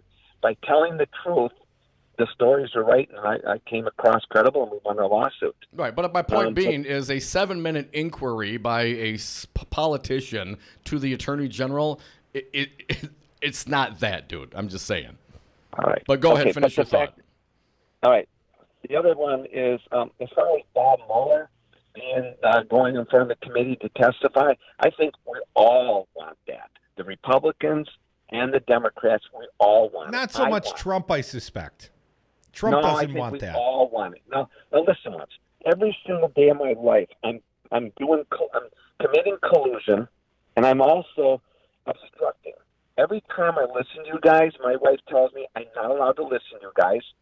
So what I do is I collude with you guys by calling up. And obstruction is I delete my phone when it says devil's advocate. I just delete it. So all right, now Gary, let me jump on there. Number one, collusion. Did you read any of Mueller's report? Let's get a foundation here. I listen to Fox. I listen to MSC. Okay, so you didn't read the report. I didn't read it either. Specifically in the report, Mueller says they did not consider the term collusion. Do you concur with that statement?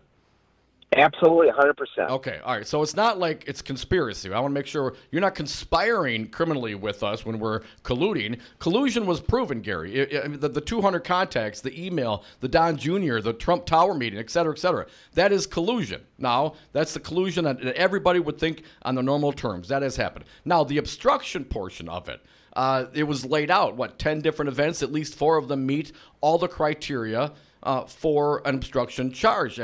And we just heard Jim Santelle say it's a prosecutorial piece of litigation. I don't know how to call it, but it could be used to prosecute. Do you think that those efforts that Trump went through to tell McGahn to lie about what he told McGahn to do, that those that's okay, that's not obstruction?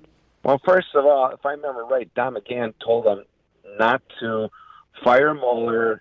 Just play it right, play it safe, because, he could have been obstructing. Well, he told him he was unwilling to fire Mueller, which is slightly different, but please continue. Okay, but the thing is this. Do I believe that Donald Trump colluded with the Russians to change the outcome of the election? Absolutely, 100% no. Do I believe that he obstructed? Oh, yeah. Again, you're using the word collusion, Gary. I'm going to cut you off. You got to stop doing that. Conspiracy, man. Say the right words. Okay, I don't believe he conspired against with the Russians to change the election. I really don't. And the thing is, you know what? I listen to both sides. I listen to Fox. I listen to you guys all the time. Everybody's giving the propaganda. So the thing is, at least I listen to both sides. You guys don't. Propaganda? I'm reading the report, Gary. I read the report, Gary. It's not propaganda. It's what Mueller said. Why isn't he being indicted? Why isn't he been impeached? Because come on, Gary. Because indicted or impeached? He's talking about Trump, not Mueller, I suspect. Right. Well, he was not indicted because the Office of Legal Counsel, as specified in page 1 of the frickin' report, Gary, says that they cannot indict him. That's why. I'm kind of holding out on the Southern District of New York, or perhaps state law, because between the foundation, the Trump org, Trump's got criminality all around. The inauguration, there's a lot going on. But unfortunately, all those investigations that are not in the state are at the purview of Barr, who just lied once again and purposely tried to deceive this country. Come on, we're out of time. Don't be a Gary. Come back with us. More Devil's Advocates on the other side. The collusion delusion. Oh, Gary! Gary? Who's Gary? Brad Zog, owner of Zero Res Madison. Brad, why should people use Zero Res Madison? Why wouldn't you clean your carpets like this? We've got a patented system. We also do another step that most people don't do. We have a double rotating brush machine that we use when we pre-treat the carpet. So this helps dig up any in your carpet the vacuum doesn't get. We're going to provide that intermediary step before we clean with our empowered water. Call Zero Res today, 608-848-9000. Zero Res. Spell it forward or backward. It's the right way to clean.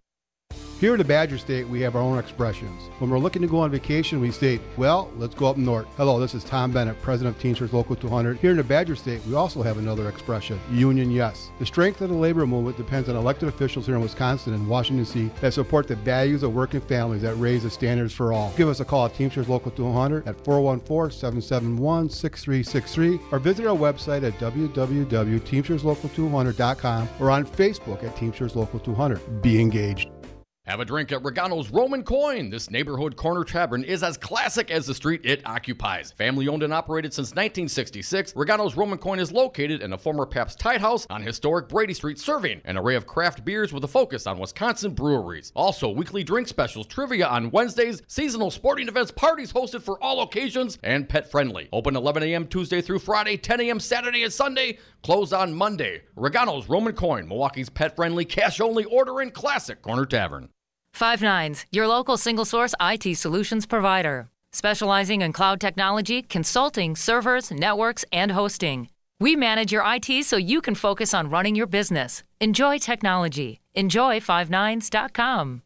Did you know you can take Wisconsin's Resistance Radio anywhere? Check us out on the TuneIn app under WRRD. I'll help you out. Hey, Alexa, play WRRD on the TuneIn app. You're welcome, everyone, and thank you for listening to Wisconsin's Resistance Radio Network.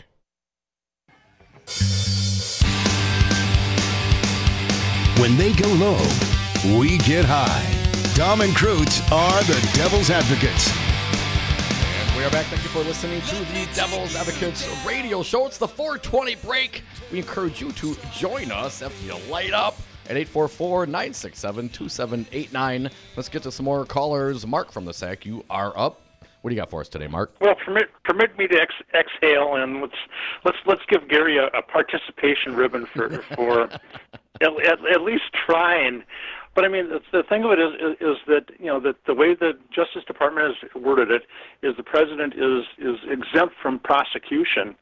From being indicted, and which is ridiculous on the face of it. Of you found it, but Mark, let me just say this. In defense of Gary and guys like Gary and people like Gary, you can see where people would be confused. I mean, you look at what we now understand is Mueller gave summary versions with redactions that would have clarified it for everyone. He asked Barr more than once to release it. Barr came out, twisted things around, says things that were specifically not true and proven incorrect when the actual redacted Mueller report came out. And then you get people jumping on it all sides on the right that don't want to go down this road at all. Well, they're going to try to twist it. And I'm just saying, I can understand how people would be confused. It is confusing. But at the end of the day, we have an administration top down from Donald Trump, and now Barr's in on it, trying to lie and tell and give misinformation to the American people about the goings-on at the highest levels of our government. That's a problem.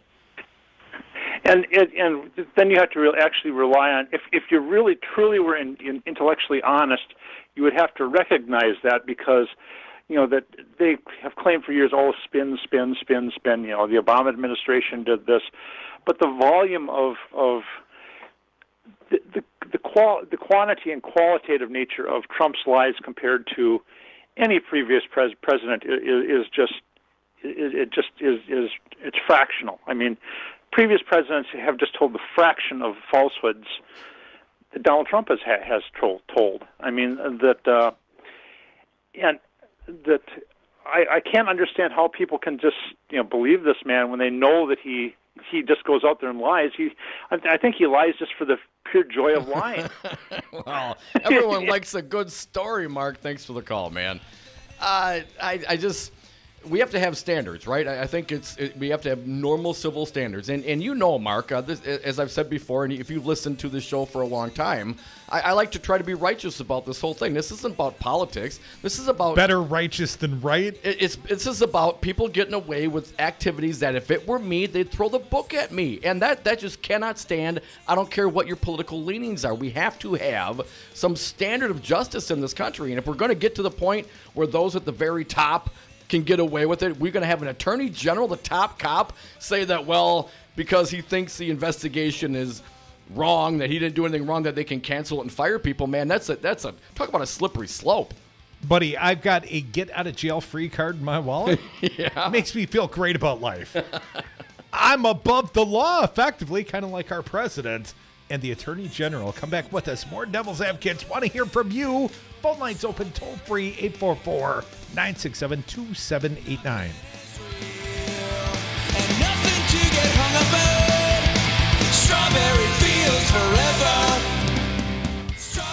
Want to be more presidential? Tweet the Devil's Advocates at Devil Radio.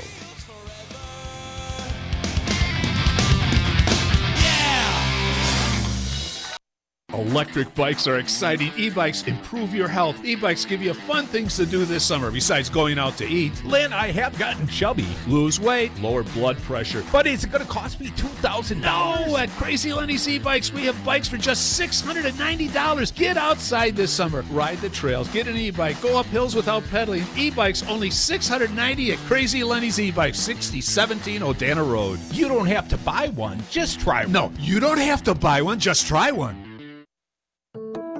Businesses today thrive and survive with technology. At Five Nines, we provide businesses with the IT tools they need to stay relevant. We offer enterprise-level solutions at competitive prices. I'm Todd Stryker, President and CEO of Five Nines. Let us manage your IT so you can focus on more important things, like running your business. Check us out at 5nines.com. That's the number 5, NINES.com. You are listening to Real Resistance Radio, WRRD 1510 AM Waukesha and WTTN 1580 AM Columbus. Always streaming at realresistanceradio.com. Hey, Milwaukee, do you have an office to clean out or close out? Don't call the junk man. Call my friends at Madison Liquidators. Sustainability is their business model. They'll pick up and recycle and refurbish your used furniture. They'll help keep your old office furniture out of the landfill. Find them online at MadisonLiquidators.com. Call Madison Liquidators, 608-831-1012. Madison Liquidators. Tell them the Devil's Advocate sent you. Hey everyone, this is Brian Simonson, and I am a huge cannabis activist in the state of Wisconsin. I am also the owner of the Hemp House located at 44 North Main Street in Deerfield. We are a CBD shop providing a safe alternative to dangerous, addicting, and potentially deadly pharmaceuticals. At the Hemp House, we concentrate on Wisconsin grown and made products. Come visit the Hemp House on Main Street in Deerfield and support our Wisconsin farmers and small businesses. All workers benefit from unions, as unions create the highest standard in wages, health and welfare, retirement security, and workplace protections. Hello, this is Tom Bennett, President of Teamsters General Local 200. Your voice is your strength. The ability to build a stronger and better tomorrow begins today. Teamsters Local 200 represents workers in numerous industries, and our team is ready to sit down with you and your co-workers to build your unified team. Call Teamsters Local 200 at 414-771-6363 or visit us on Facebook or www.teamsterslocal200.com. I don't see the support. I don't support it. Wisconsin Senate Majority Leader Scott Fitzgerald doesn't see the support for legalized medicinal marijuana, even though the 2018 midterm referendum in 11 counties and the city of Waukesha passed by over 79%. Call Scott Fitzgerald at 608-266-5660. Tell him you support legalized medicinal marijuana. No, I don't see it. This message was paid for by the People for People Corporation. Donate online at p4ppc.org, p4ppc.org.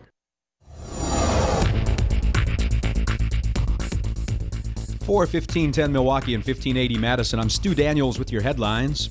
Republican lawmakers in Madison plan to vote next week to remove several items from the budget proposed by Governor Evers, including his plans to expand health care under the Affordable Care Act, establish nonpartisan redistricting, legalize medical marijuana, cap enrollment in voucher schools, and allow undocumented immigrants to get driver permits.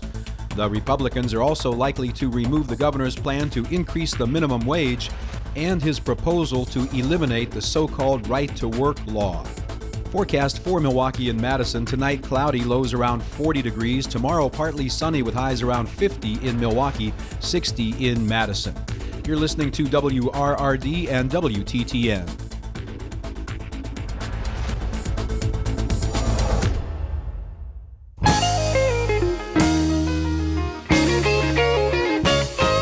The big and tall of political talk. Dom and Krutz are the Devil's Advocates. Welcome back to the Devil's Advocates radio show. Got to find guests looking forward to in the happy hour. State Rep Gordon Hintz, he is the Assembly Minority Leader. So that's the happy hour. We'll look forward to that. We're going to take more of your calls this hour as well at 844-967-2789. But Dom, the Judiciary Committee Chairman Gerald Nadler, we've got some sound. We want to play it for the audience. Yes, the big chicken that is Barr did not show up for the hearing today, and Nadler has something to say about it. Brian, going to need your help on here. Start with cut number 22, if you would, please. It is urgent that we see the documents we have subpoenaed, but I cannot agree to conditions that prevent me from discussing the full report with my colleagues and that prevent the House from acting on the full report in any meaningful way. Let's not forget, not only did the Attorney General fail to show up to a previously scheduled hearing today with the House Intelligence Committee, he has also missed the deadline to turn over the unredacted version of the Mueller report today. Deadline schmedline. Cut 23, Nadler. The average person is not free to ignore a congressional subpoena, nor is the president. That's what I'm saying, brother. Cut 24. The very system of government of the United States, the system of limited power, the system of not having a president as a dictator is very much at stake. Yeah, I think that's key. Cut 25. Given the Attorney General's lack of candor before other congressional committees, I believe my colleagues and I were right to insist on the extended questioning. Lack of candor. Nancy Pelosi called that what? Criminal perjury? And the final cut from Gerald Nadler, committee chair of the House Intelligence Committee. History will judge us for how we face this challenge. We will all be held accountable in one way or the other. And if he does not provide this committee with the information it demands and the respect it deserves, Mr. Barr's moment of accountability will come soon enough. Ooh, sooner than later, I hope. Nixon's AG went to prison for 19 months. Yeah, that's a stint. Just throwing out that historical fact. Came out chiseled, though, huh?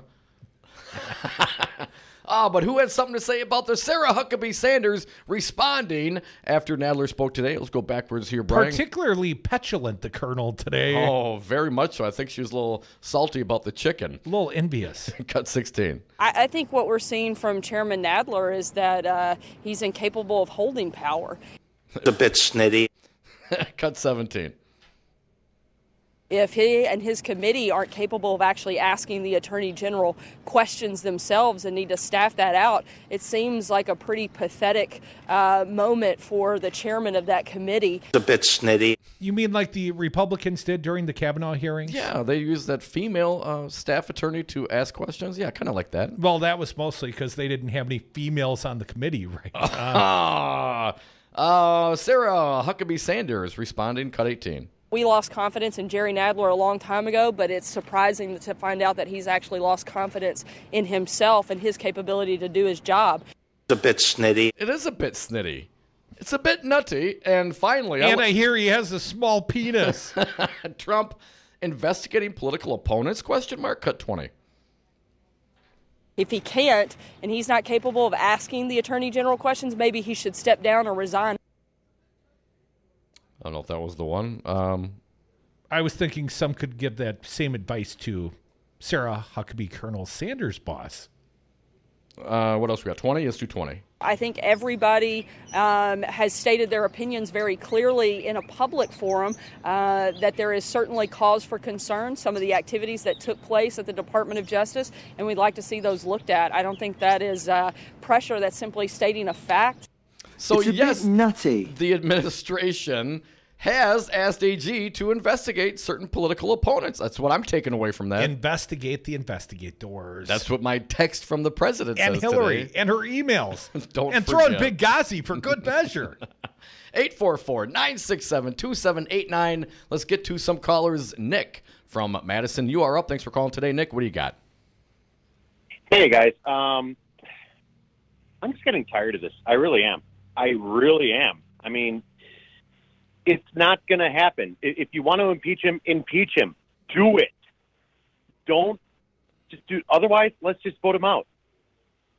We can do that. It's less than a year and a half. What precisely is so tiring to you? It couldn't be the greatest radio show ever. So what aspect is tiring? You guys are awesome. Yeah. All right, let's start with the compelled testimony of the Attorney General by a co-equal branch of government. You got a problem with the Congress trying to hold the Attorney General accountable? You got a problem with the U.S. Constitution, Nick? Why do you hate America, Nick? I got a problem with it. I got a problem with this whole thing. I mean, we have someone who works for the president investigating the president, who the president can fire at any point. Or obfuscating the investigation of the president, the now completed Mueller report of the... which has been released in full. I mean, no, it hasn't, buddy. Come on, Nick. Nick, do you recognize the damage done when Attorney General Barr released his own 4-page BS account of what happened? That allowed for weeks of storylines and no collusion and no obstruction. And then by doing so, he also ignored the will of the special prosecutor to release their versions of it, which was much more clear and provided the proper context. Nick, do you think that is okay? If he didn't release something, then you'd be arguing about that. Okay, but what he did release was misleading, Nick. Nick, what he released was misleading. Okay, do you agree with that or not? Do I agree with what? I'm sorry. Do you agree with my statement that what Barr released, his initial 4-page summary of the Mueller report, was misleading? Do you agree with that statement? According to Mueller. according to Mueller. I will admit I haven't read all 4 pages. I have better things to do with my life. But, if we want to use it as then toilet don't be paper, so that's fine. tired about, democracy, man. It's an ugly game, and it takes people to get involved, Nick. If you're going to make judgments about what the investigators are doing and what the attorney general has said and what the president is doing, maybe you should review the facts before you call up here and tell me that you're sick of it, man. I'm sick of it, too. Okay, I'm sick of people burying their heads in the sands and not getting involved and calling me up and say, no collusion, no obstruction. Read the damn report, man. Have an open mind. This is about corruption. This isn't politics, Nick. Okay. Look, you guys, and I did not vote for Trump. I didn't vote for anyone. You guys desperately want Trump to be impeached. That'd be great, I think. I think less it's bad so than precedent. Dom. I'm willing for a ballot box remedy, Nick. I'm down for justice, Nick. If I can't get away with it, why should they? Here's the thing. I mean, you guys desperately want there to be collusion. Birthers desperately wanted President Obama to be born in Kenya. Conspiracy, no amount of but continue. fact or lack thereof will change your or their mind. Do you know what the facts are, Nick? That's what I'm thinking. What's that? I'm often influenced by the facts, Nick. If I could see the full unredacted Mueller report, if it was indeed an exoneration of vindication, I'd move on, man. Okay, great. We agree. Awesome. Yeah. But we haven't reached that point, Nick. Nick. He's not going to get impeached. I mean, he can get impeached, but he's not going to get removed from office. I agree with your sentiment. It seems politically futile to impeach if the success seems unlikely, regardless of the evidence, Nick, because there's plenty of U.S. senators, Republican sorts, that don't care about the evidence either. Sort of like you, buddy. Hey, Nick, let me just read I care one about little evidence, piece. but I also care about how the world works. And the fact is, let's try to get him out of office electorally, the way the founders wanted us to do it. Then why did they even create an impeachment remedy? If the founders didn't want us to use it, why did they create it? They created it because we had to use it if it had to be done, but they intentionally made it very hard to do. And we're not going to get over this bar. Lots of things are hard, It's not going to happen. All right.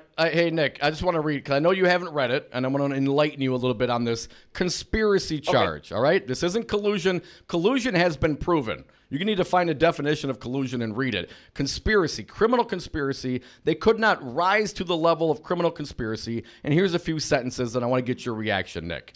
Some of the information obtained via the court process, again, talking about this Mueller report, was presumptively covered by legal privilege, so they couldn't get at it.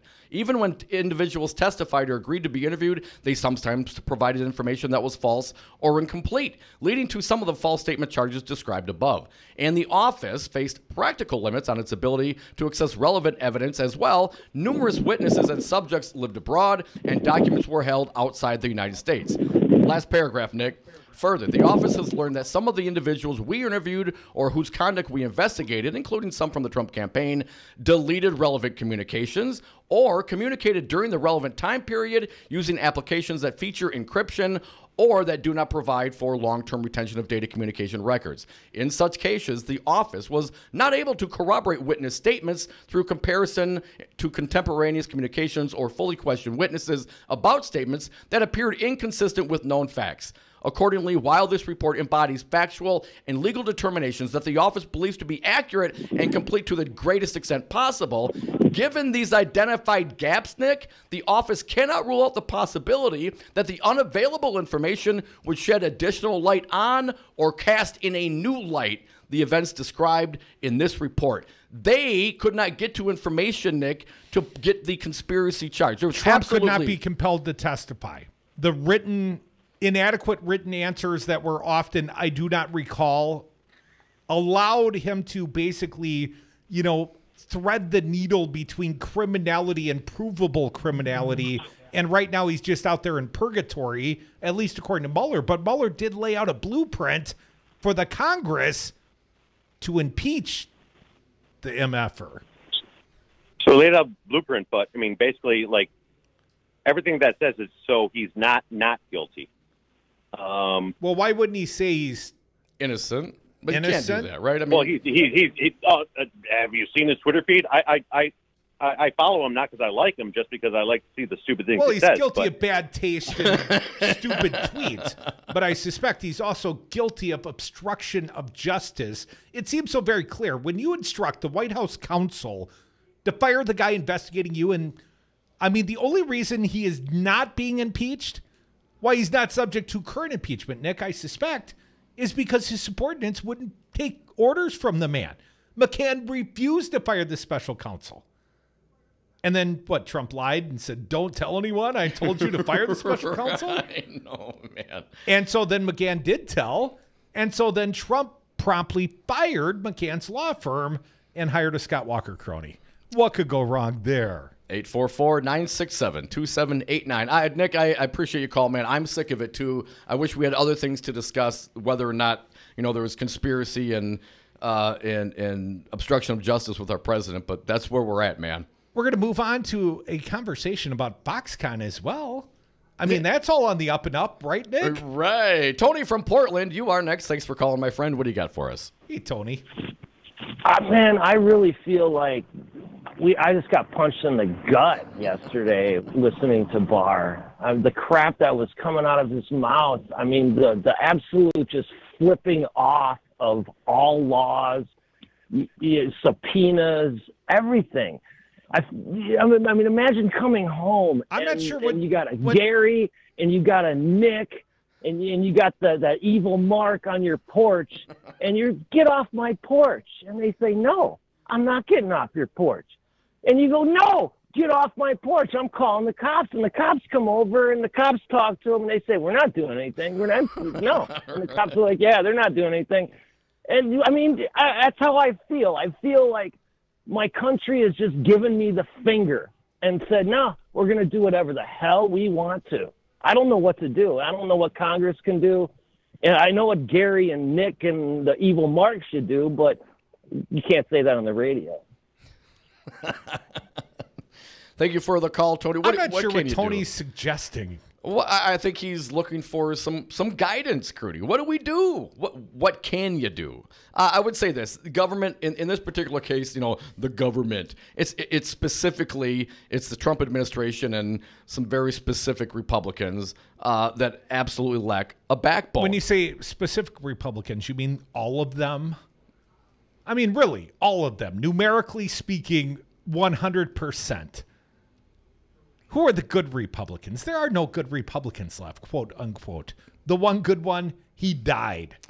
844-967-2789. Let's keep going. Let's jam some callers in. Pete from Milwaukee, you are next. Thanks. What do you got today? Hey, Pete. Well, yeah, the comparison that Trump, is guilty of collusion or conspiracy, and that Obama was born in Kenya is completely false because, first of all, he wasn't, and it's a fully made-up lie. And we all have the proof that there were so many attempts by the Soviets to affect our election, and that the people in Trump's campaign had so many meetings with them. I mean, come on, let's get serious. This is something that did happen, and we know it. It's just that they've lied, and they've tried to make sure that nobody can find out all the things because they destroyed the evidence or they won't admit to it. So, it's ridiculous. Well, no one's going to admit to it. Behind that, it's ridiculous. No one's going to admit to it no one wants to admit to guilt. I mean, that's why you have the Fifth Amendment. You can, plead against self-incrimination. But I'd like to try a little analogy out on you, Pete, and everyone else listening. Instead of calls to the Russian, let's assume the Trump campaign had made over 200 phone calls to the drug dealer. And they were really wanting some drugs bad, I'd be loving it if you had some drugs right now. But only the drug dealer didn't have the good drugs or not enough drugs. I mean, would we be doubting the volition or the veracity of the Mueller report if this was about acquisition of some crack cocaine? Right. They're making every effort to get the crack. They want the crack. I got the money. You got the crack. I'd make a deal for crack if you had crack. The fact that the dealer is out of crack doesn't make you not guilty of conspiring. Well, and the fact that to acquire some crack. The fact that the dealer is out of the country and you can't render them and make them testify. The fact that some of the communications to the dealer were done with encrypted applications or did not have the ability to store long-term communications, or that you had people lying to your face. I mean, those things will also impact. And I'm down. I mean, if they're not able to get to the level of criminal conspiracy, what you going to do? You got away with it. But come on. My head is not buried in the sand. I don't think he got away with it. I think he's... Well, so far he has. I think it's delayed prosecution. They're just waiting. Sure. I mean, if you cannot compel his testimony, if you can't force him to answer about what his motive was, and if that's a necessary factor in determination of obstruction... Well, how do you compel the president's testimony? You've only really got one means available to you, right, Dom? And what would that be? Well, perhaps impeachment. Perhaps. I wonder if Speaker Pelosi got a little bit closer to that today. Well, someone's going to get impeached. Might be Barr, might be Trump, might be Dom. Come back with us. Phone line's open. I am unimpeachable. You are above reproach. Your phone calls are next at 844-967-2789.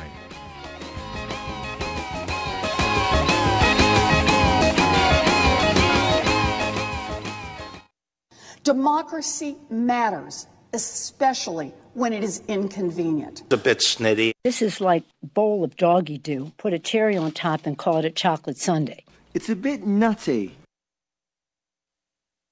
Electric bikes are exciting. E-bikes improve your health. E-bikes give you fun things to do this summer besides going out to eat. Lynn, I have gotten chubby. Lose weight, lower blood pressure. But is it going to cost me $2,000? No, at Crazy Lenny's E-Bikes, we have bikes for just $690. Get outside this summer. Ride the trails. Get an e-bike. Go up hills without pedaling. E-bikes only $690 at Crazy Lenny's E-Bikes, 6017 Odana Road. You don't have to buy one. Just try one. No, you don't have to buy one. Just try one.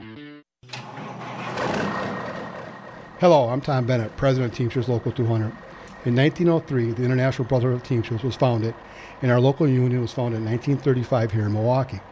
During the last 115 years, the principles and values for the Teamsters Union have made many improvements for working families, creating a pathway to the American middle class. Teamsters have assisted families and communities in times of need. Currently, our active retired membership are collectively working to benefit working families across this nation for retirement security and addressing long-term social needs here in Madison, Wisconsin, and in Washington, D.C. American workers do have a voice in the workplace. Let Teamsters Local 200 be part of that action plan for you. For more information, please visit us on Facebook at Teamsters Local 200 or visit our website at www.teamsterslocal200.com or give us a call at 414-771-6363. Teamsterslocal200.com or 414-771-6363. Hi, I'm Todd Stryker, President and CEO of Five Nines. Have you got your head in the clouds on how to manage IT for your enterprise? We can make your dreams a reality. With our enterprise cloud technology, consulting, servers, networks, and hosting, we'll manage your IT so you can focus on running your business. Consider Five Nines your personal enterprise IT solution. Enjoy technology. For more information, visit fivenines.com. That's the number 5, NINES.com. The Devil's Advocates, the fix for political junkies everywhere. And we are back. Thank you for listening to the Devil's Advocates, 844-967-2789. Got some callers. Boy, do you want to jam them in before we get to the top of the hour? Our next guest of the happy hour, State Rep Gordon Hintz, will join us. Let's get some callers now. Jake from Milwaukee, you are next. Thanks for calling. What do you got? Yeah, I've been thinking about this theory here right now, and I think it makes sense. One, Trump and his Republican thugs need to push this out for as long as possible for the next elections, because they will get help from Russia yet again, because they have done nothing to help strengthen the U.S. system for elect voting and all the other stuff. Because we have information where the Russians have actually gotten to our machines. Two, Trump needs to get impeached, but it needs to be played well. We have to keep them on the defensive. So it needs to be drawn out. It needs to take a long time. It needs to have, damage information every week to come out via the Congress and other stuff to keep it slow moving, because it's about control of the media cycle, because the media just wants, big stories and stuff. So that's what I think is going on. So I think I finally made a conclusion that this is the issue. They have to keep attacking Trump to keep this going longer. Jake, how'd you like my crack cocaine analogy? The Trump campaign, if they were calling up the drug dealer with this sort of frequency and regularity, they'd all be in the Hooskow by now. Thanks for the call, Jake. A couple more. Let's get to them. Kurt from Madison, you're next. Thank you for calling. What do you got? Hey, Kurt. Hi. Jake, you, as well as many other of your type of Republicans, you have no standing because you blew your hand. You admit you didn't read anything, and then the biggest thing, you didn't vote. Why should you think you have any say on anything that happens in democracy? You're a non-participator. Well, Kurt, so he does listen to the Devil's Advocates radio show, and that's a tremendous advantage for our buddy Nick. We'll give him that at least. Yeah, at least he is getting some education, but at the same time he's in constant denial, and he's really got to stop watching Fox News, because you can't go by the diatribe and opinions. There's facts, and then there's opinions, and we work off of facts. So that's the problem, Gary, Nick, and the rest of you. If you want a dialogue and you want to get into debate and you want to go after the issues and you want to prove that you're right and Trump is right, then you've got to work off of facts. And my last statement before I go is, we all have friends. How many times will you allow your friend to lie to your face before you go, bite off, buddy? I can't trust you. You lie too much. Right, Kurt. Not very much. I'm going to cut Dom off at like 26 years. I don't lie. I forget the lies. It's too much work. Mark from Reedsburg, you will have the last word this hour. What do you got for us? Hey, fellas. I think Mark. there's such a massive mountain of manure in front of us that, it's like some people are like, oh, there's definitely collusion and all this stuff. That's fine and dandy. We've already got co-conspirator number one, that if the guy does not make it win the next go-round, he's probably going to be locked up to begin with. Then we've got what's going on with the emoluments clause cases in New York, and those are proceeding forward. Mm-hmm. There's so much junk to prosecute this guy on, and I talked to you guys the other day. I'm just a firm believer, politics aside, law and justice has to preside here. And the guy, I totally agree. We have to have I don't know that we draw out the, proceedings of an investigation. I think we take the time that's required legally to investigate the situation through, whether it be through a impeachment hearings or whatever. But Mark, appreciate your call. Sorry, out of time this hour, but I do agree. I think we should give it at least as much time and thoughtfulness and thoroughness as they did investigating Benghazi. Come back with us. We are the Devil's Advocates. 5 guests coming next. State Rep Gordon Hintz. Stick around. The happy hour commences right now. Do you want to be a winner? All the winners I know like the Devil's Advocates Facebook page. People say Brad Zog, owner of Zero Res Madison, resisting dirty carpets and harsh chemicals. Brad, why should people use Zero Res Madison? Why wouldn't you clean your carpets like this? We're not using any soaps. We're not using any chemicals. We cost about the same as the other guys. You look at it and you go, where's the downside? You got a completely green clean. That's awesome. We guarantee it. There's no downside. There's no downside. Use Zero Res. Call Zero Res today. 608-848-9000. Zero Res. Spell it forward or backward. It's the right way to clean. Here in the Badger State, we have our own expressions. When we're looking to go on vacation, we state, well, let's go up north. Hello, this is Tom Bennett, president of Teamsters Local 200. Here in the Badger State, we also have another expression, union yes. The strength of the labor movement depends on elected officials here in Wisconsin and Washington, D.C. that support the values of working families that raise the standards for all. Give us a call at Teamsters Local 200 at 414-771-6363 or visit our website at www.teamsterslocal200.com or on Facebook at Teamsters Local 200. Be engaged. You are listening to Real Resistance Radio, WRRD 1510 AM Waukesha and WTTN 1580 AM Columbus. Always streaming at realresistanceradio.com. Lying accusation, dangerous on Facebook. I'm Barbara Cusack. Democrats intensified their pressure on the Trump administration today as House Speaker Nancy Pelosi accused Attorney General William Barr of lying to lawmakers. The Attorney General of the United States of America was not telling the truth to the Congress of the United States. That's a crime. A Justice Department spokesperson called Pelosi's comments reckless and false. They come the day after senators grilled Barr over his handling of Special Counsel Robert Mueller's report and amid this week's revelations that Mueller took issue with how Barr characterized his findings and put it in writing in late March. But in April, Barr told Congress he didn't know how Mueller felt about his summary. Karen Kafa, Washington. A man who plotted to bomb New York City subways has been sentenced to 10 years in prison. Prosecutors said that al-Qaeda recruit Najibullah Zazi provided extraordinary assistance to counter-terror authorities, leading to the lighter sentence. Facebook is removing people and organizations from its site that it deems dangerous, as correspondent Jim Roop explains. For example, Louis Farrakhan's accused of using anti-Semitic language, and right-wing conspiracy theorist Alex Jones has promoted what has been called the white genocide theory. Facebook says it will also dump pages, groups, and accounts created to promote or represent those banned.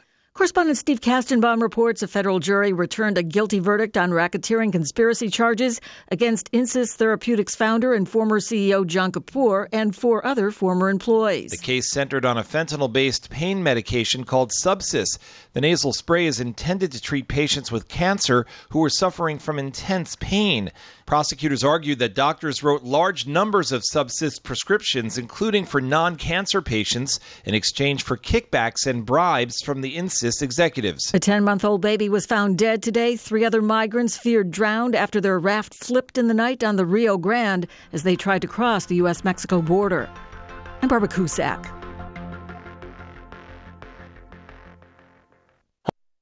Hey, Milwaukee, do you have an office to clean out or close out? Don't call the junk man. Call my friends at Madison Liquidators. Sustainability is their business model. They'll pick up and recycle and refurbish your used furniture. They'll help keep your old office furniture out of the landfill. Find them online at MadisonLiquidators.com. Call Madison Liquidators, 608-831-1012. Madison Liquidators. Tell them the Devil's Advocate sent you. 5 your local single-source IT solutions provider. Specializing in cloud technology, consulting, servers, networks, and hosting. We manage your IT so you can focus on running your business. Enjoy technology. Enjoy 59s.com. Hi, it's Olivia Munn with my shelter pets, Frankie and Chance, reminding you that when you adopt a shelter pet, you discover all the things that make them unique. Adopt pure love at theshelterpetproject.org. Brought to you by the Ad Council, the Humane Society of the United States, and Maddie's Fund. Trump addressed recent attacks against places of worship during the White House's National Day of Prayer services today. We will fight with all our strength and everything that we have in our bodies to defeat anti-Semitism, to end the attacks on the Jewish people, and to conquer all forms of persecution, intolerance, and hate. Trump also told the folks gathered that he got through witch hunts thinking about God. Hockey Hall of Famer Red Kelly, who won 8 Stanley Cups during a stellar 20-season playing career, died today in Toronto at the age of 91. The Flying Redhead spent nearly 13 seasons with the Red Wings as a defenseman before he was traded to the Maple Leafs and became a forward. NHL Commissioner Gary Bettman said Kelly's career was so storied and distinguished that it may never be duplicated. I'm Barbara Cusack. Thinking about. Adopt US Kids presents What to Expect When You're Expecting a Teenager. Learning the lingo. Jelly. Jelly adjective. Jelly is a shorter, better way to say jealous. As in, Chloe, I am like so jelly of your unicorn phone case. You don't have to speak teen to be a perfect parent. Thousands of teens in foster care will love you just the same. Visit adoptuskids.org, brought to you by the U.S. Department of Health and Human Services, Adopt U.S. Kids, and the Ad Council. Eric Holder, he's the former U.S. Attorney General and current chair of the National Democratic Redistricting Committee. The notion that Scott Walker is saying that we are doing something to push partisan gerrymandering, that is the pot calling the kettle total black. I mean, that's absurd. He is one of the architects of among the most gerrymandered states in the union. All we're pushing for is a fair process come 2021. Listen to the Devil's Advocates live weekdays from 3 to 6 p.m. For 1510 Milwaukee and 1580 Madison, I'm Stu Daniels with your headlines. The Milwaukee Police Department yesterday announced the formation of a new task force to crack down on reckless driving. The Reckless Driving Reduction Initiative will be a collaborative effort. The Milwaukee Police Department will be working with the Milwaukee County Sheriff's Office, the Wisconsin State Patrol, the Marquette University Police, and several suburban police departments. The task force will concentrate on speeding, reckless driving, and aggressive driving throughout the greater Milwaukee area. Forecast for Milwaukee and Madison: tonight cloudy skies, lows around 40 degrees. Tomorrow partly sunny, highs around 50 in Milwaukee, 60 in Madison. Then Saturday sunshine with highs around 57 in Milwaukee, 67 in Madison. You're listening to WRRD and WTTN. Warning, you are about to listen to the greatest radio show ever. And due to contractual obligations and to shield our airwaves' corporate licensees from any semblance of liability, responsibility, and gullibility, we must tell you the views represented on this show are not necessarily those of this station or its management. This radio show contains differing points of view on current political topics, and due to the nature of its contents, it should be heard by everyone. Thank you for listening. Now live from the heart of liberal Wisconsin, where the political party is just beginning, welcome to the Devil's Advocate Show. Best friends proving it's never personal, only politics. Please allow me to introduce myself. Now here are your hosts, Dom and Crute. Welcome back to the Devil's Advocates Radio Show. Dominic, we are sliding into the 5 o'clock happy hour. And I'll be happy when our eagerly anticipated guest joins us live via phone, waiting on State Rep Gordon Hintz, Assembly Minority Leader Gordon Hintz. He'll be along shortly. He's fairly reliable, except when Dom books him. Hey, man, What'd you do? What'd you do? I have every confidence he will be joining us shortly. Dominic, I want to start the conversation with the guest about Foxconn. And I don't know if you saw it today, but apparently Tony Evers took a meeting with Chairman Gao of Foxconn at the airport in Milwaukee. How's that work? Why is Tony Evers scampering out to the tarmac to meet Terry Gao? It's an interesting question, Crudy, and I'm glad you asked it. I mean, apparently they met at General Mitchell, not at the tarmac. I mean, I believe Gao got off the plane, so I don't think that there was a Bill Clinton kind of a tarmac meeting with. Didn't amble on the Attorney General's private jet. So perhaps they went off somewhere into General Mitchell, but yeah, when the king calls, you come running. Did Terry Gao need something from the duty-free shop? Right? I mean, literally from Madison, Milwaukee's about a 90-minute drive. I know, I make it often. I made it today. Now, a flight from Madison to Washington, D.C., Dom, into Reagan, about a 90-minute flight. Evers could have gone to D.C. yesterday and met with the president and Terry Gao. This obviously affects the state of Wisconsin. Come on, man. It would have been roughly equal travel time. Gao stepped out of his plane, according to the reporting of Patrick Marley and Rick Rommel in the Journal-Sentinel, at 11:20 a.m. at the Signature Flight Services terminal and was greeted by about a dozen people who were waiting for him on the tarmac. He was accompanied by Foxconn executive Louis Wu. Thank you, Mr. Foxconn. We have the guest. Excellent. State Rep Gordon Hintz, he is the Assembly Minority Leader. He's a friend of ours. He joins us now live via phone. Gordon, welcome back. Hey, good to be back. Lots going on. Huh? Yeah, wow. Thanks, Gordon. Appreciate it. Well, Gordon, one of my great mysteries, or at least it was a mystery to me, why Foxconn has not advanced, why they aren't actually constructing anything. Well, now I know. Apparently winter got in the way, Gordon. It's cold. Yeah, well, that's one reason. That's a different one, too. Now, Gordon, the governor of the state of Wisconsin, Tony Evers, reportedly met with Terry Gao from Foxconn. Gao met with Trump yesterday in D.C., is our understanding.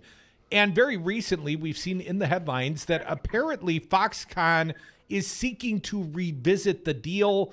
I know the Republicans want to cast aspersions at Tony, but Gordon, what insights can you give our audience? What is Foxconn requesting precisely, if you know, sir?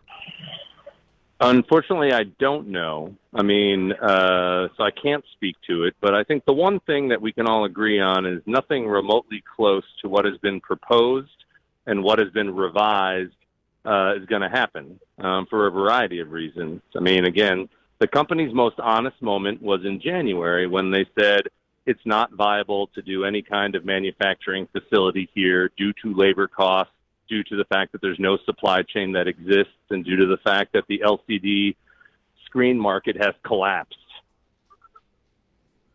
Now, Gordon, my understanding, the contract that the state of Wisconsin entered into called for a 10.5 generation manufacturing plant. And the hope had been that there would be a Wisconsin-first attitude in the supply chain. That is the way it was represented, but apparently not the way it was contracted. Well, after this grandiose deal was offered to Foxconn, there was little or nothing being offered to other suppliers. Apparently, we've lost the guess. But my point being, companies like Corning did not come to the state of Wisconsin, right, Don? They couldn't get the sweet Foxconn They could not deal. get that awesome deal that the Republicans gave away to Foxconn, and so they decided not to, build their plant there. Well, Foxconn eventually decided not to build a 10.5 generation plant, and then it was a 6G. And as Gordon Hintz was just pointing out, even the 6G plant, well, Foxconn talked about the fact that it may not be feasible. So the fact that Foxconn might reach out to Tony Evers, the governor of the state of Wisconsin, and seek to renegotiate the deal, other than the fact, it opens up the floodgates for Voss and Fitzgerald to cast aspersions at the governor. But the deal was already changed while Walker was still the governor. Well, yes. I mean, right? We went from the 10.5. At the groundbreaking, they made the announcement down in Pleasant Prairie, Mount Pleasant, the Golden Shovel Day. Well, I was out there at the protest, but I can tell you that day, suddenly a 10.5G plant became a 6G plant. Like we weren't supposed to notice. Although I think Scott Walker threw out an 8G plant, just what he made up that day, right? So I guess the point is the deal was already changed. Now, I guess here at the end of the day, what we have is some sort of agreement. What we have are Wisconsin citizens who've lost their homes due to eminent domain for this development. We are where we're at, right? We have fields that have been plowed over now. We're and leased back now to the farmer. What do we do going forward, right? That's really the question. How do we salvage anything out of this deal if we can? And if we can't, is it just a matter of just walking away? I'm not clear what would motivate us as a state to try and renegotiate the deal. I mean, I know Tony Evers has expressed, his willingness to work with Foxconn. Foxconn apparently is seeking some sort of new deal, some renegotiated deal. But I would point out, part of the deal, and Bloomberg reported this, and that's part of the reason why we had invited Gordon Hintz on. The name of the article at the Bloomberg Business Week was Foxconn Struggles to Put Wisconsin First. Part of this was supposed to be about supply chain. And part of the rationale, at least according to Scott Walker, why it would be okay for us to, break even in 25 years on the primary being Foxconn in this instance, is because the ancillary businesses, the additional jobs created, the Wisconsin first attitude on supply chain would ultimately make it all worthwhile. In totality, It would be a good deal for the state of Wisconsin because of all the supply chain employees that, of course, 100% of which are coming from Wisconsin. I mean, come on. But if the supply chain, if you're no longer, putting together a manufacturing plant, maybe you're fabricating, maybe you're putting... assembled pieces together as a finished product. That's different. That's a lot different. And that changes the supply chain. That changes the dynamic of the math. And I mean, which was already faux math to begin with. Under the best of circumstances, it was rosy math. When you take out the supply chain benefits, the ancillary jobs, it is god-awful math, Tom. Why would we want to make this deal? Why would we want to renegotiate? Let's take this opportunity. Tony, take a little cheap, a little free advice. This one's free, sir. Yeah. Don't renegotiate. If you can kill this deal, kill this deal. Take the taxpayers off the hook. Yes, I would like to see a multi-generational moving to the 21st century and all that kind of stuff.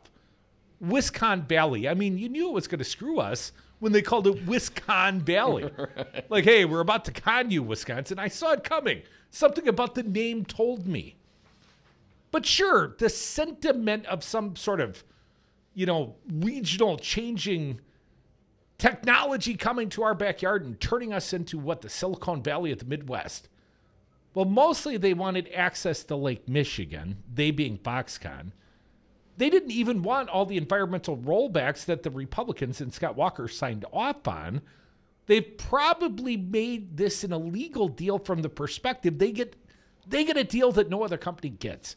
And they get to skip a step in the courts, too. That was just thrown in for good measure. Right. So why would we, the taxpayers, I mean, the silly season's over. Scott Walker, you lost.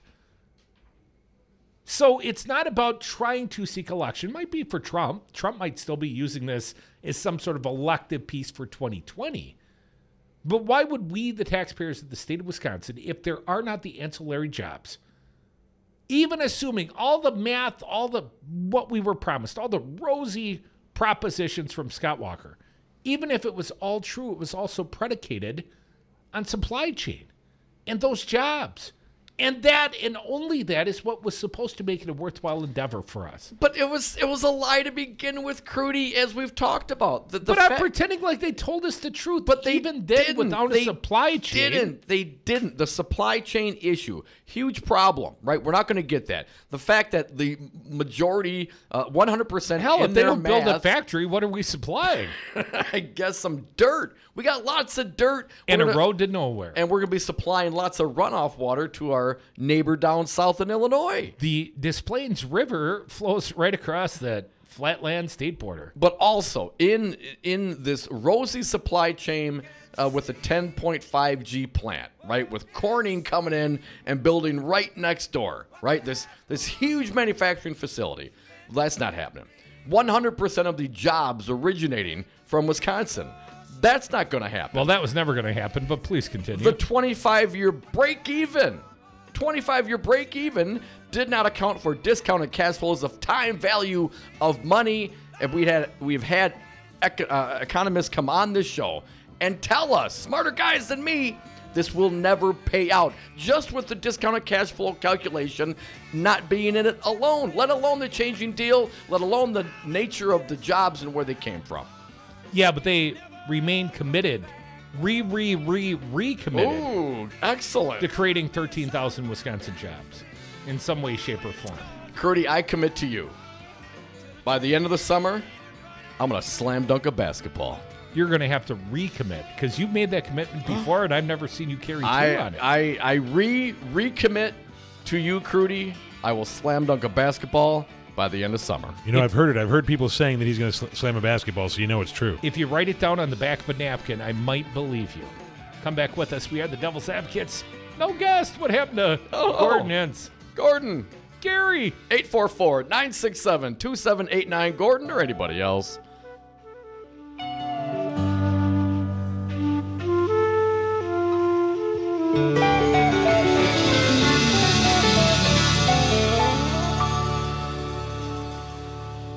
Foxconn will help Wisconsin win the 21st century. Foxconn is dead. Thank you, Mr. Foxconn. Thanks for nothing! Hey, Milwaukee, do you have an office to clean out or close out? Don't call the junk man. Call my friends at Madison Liquidators. Sustainability is their business model. They'll pick up and recycle and refurbish your used furniture. They'll help keep your old office furniture out of the landfill. Find them online at MadisonLiquidators.com. Call Madison Liquidators, 608-831-1012. Madison Liquidators. Tell them the Devil's Advocate sent you. All workers benefit from unions, as unions create the highest standard in wages, health and welfare, retirement security, and workplace protections. Hello, this is Tom Bennett, President of Teamsters General Local 200. Your voice is your strength. The ability to build a stronger and better tomorrow begins today. Teamster Local 200 represents workers in numerous industries, and our team is ready to sit down with you and your co-workers to build your unified team. Call Teamsters Local 200 at 414-771-6363 or visit us on Facebook or www.teamsterslocal200.com. Hi, I'm Anton Capella. As Chief Technology Officer at Five Nines, I work hard to be a leader in my industry, and I know the challenges posed by changing technology. It's my priority to make sure your network is up over 99% of the time. There's no question, trying to manage your own business IT is risky, costly, and time-consuming. Don't let IT overwhelm you. Learn more about Five Nines at fivenines.com. That's the number 5, NINES.com. The Devil's Advocates. They refuse to do math on the radio. Dr. Michael Hicks, Professor of Economics, Director of the Center for Business and Economic Research at Ball State University. This is troubling math all the way around. According to your mathematics, Michael, when do you think the great state of Wisconsin will get paid back on its investment? Right. I mean, the answer is the answer is never.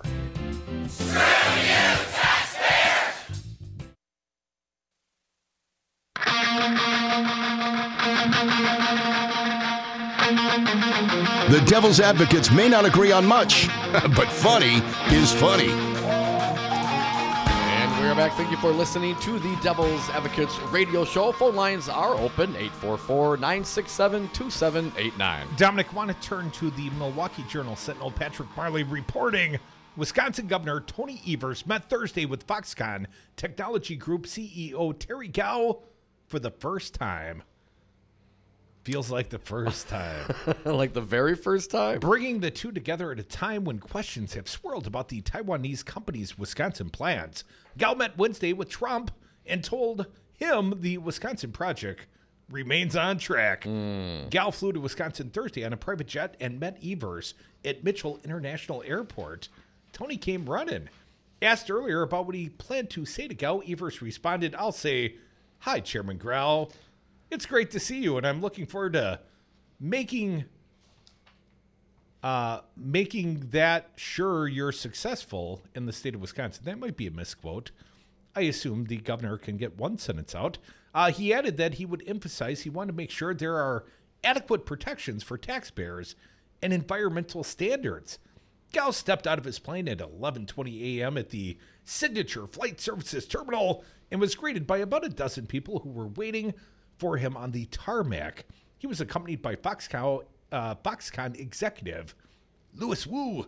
Before Gao's arrival, Foxconn aides were stationed at Signature, and a conference room was being prepared for Gao's meeting with Evers. Signature, which runs a terminal used by private jets, barred reporters from the premises. We didn't bother. Foxconn has said it will invest up to... Are they still using this line? Come on, Patrick Marley.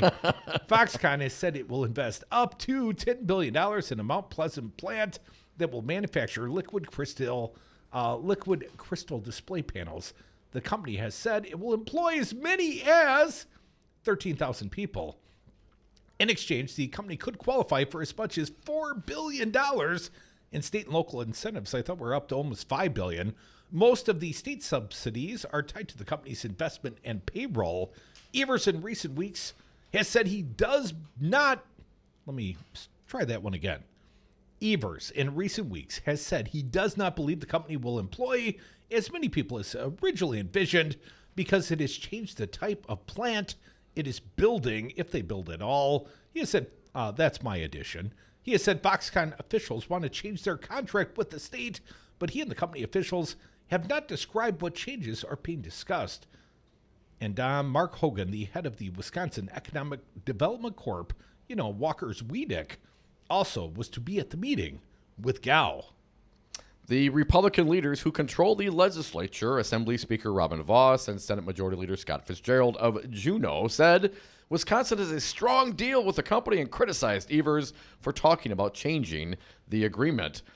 Thursday, Vos reiterated his belief that Foxconn will honor its promises and poked at Democrats who have expressed doubts. Really, it's already changed, dude. How can Vos get all salty about all you Democrats? You're out of your element, Dominic. How could you have doubts? Well, you already went from a 10-5 to a 6. What? That's just a little rounding error. We know today that once again, Chairman Go is continuing to say that they are going to live up to the commitments that they have made to the state of Wisconsin and the local people who live in Racine County, Vos said during a news conference at Mitchell. He said he and his colleagues were glad that Evers was meeting with Go. There's been an awful lot of rhetoric, especially on the Democratic side, attacking Foxconn, doubting their ability to actually create the jobs that they have promised. And I certainly think that on our side, we know we have an ironclad deal that is entirely scalable based on the amount of jobs they are creating. Go was to meet Thursday afternoon with local officials from the Mount Pleasant and Racine County. Vos said he'd hoped to meet with Go as well. Once again, Patrick Marley, Rick Rommel in the Milwaukee Journal-Sentinel. I don't have faith. The math has been screwy from day one. This is a political deal, concocted up when, Walker was running. We still had, Speaker Ryan, Paul Ryan, this is in his backyard, right? So, and you have, all the trade issues going on between this administration. Trump tariffs. And now, Gao was running for president of Taiwan. So is he coming over here to meet with Trump on a political thing to say, hey, look who my contacts are? Well, he does have that, sea god? The sea goddess. The sea goddess Yes. called him and said, apparently he's the one. Well, do you think it's the same god that called Scott Walker and said he should run for president? Yeah, you never know. Real quick, want to get this one started. Also, a Foxconn topical article. This one at the Nikkei. The Nikkei. Foxconn chairman Terry Gao, and I'm reassuring you here, buddy. What? You should be reassured. Foxconn chairman Terry Gao said he met Donald Trump on Wednesday at the White House, reassuring the U.S. president that his company's massive investment in Wisconsin remains unchanged, and also saying that he will not be a troublemaker if elected. What? As Taiwan's president. What? Not like your president. The tech tycoon's U.S. trip came after Wisconsin Governor Tony Evers in April said the state is renegotiating with Foxconn regarding its investment there. $10 billion. Trump called it the eighth wonder of the world at a groundbreaking in June of 18 that highlighted the president's aim to bring manufacturing jobs back to the U.S. from Asia. Crudy, it's not right to say our investment in Wisconsin has changed, he said in a video broadcast by Taiwan media. We suspended the work around October, November last year because the weather there was snowy and icy cold. We will continue our work in May when the weather gets warmer. It's May. Didn't he see the promos for Game of Thrones? Winter is coming. Now winter is coming and gone. I think the construction guys could have done a little bit of work through the winter. Maybe, just a little. I think they were working on the roads through the winter. I see them building stuff near the Bucks Arena. Come back with us. They didn't know it was going to be wintry in the upper Midwest. I'm starting to think they didn't put a lot of thought into this plan. No. Come back with us, Devil's Advocates. We always put lots of thoughts into this show with your help on the phones at 844-967-2789. Call us. It'll feel like the first time.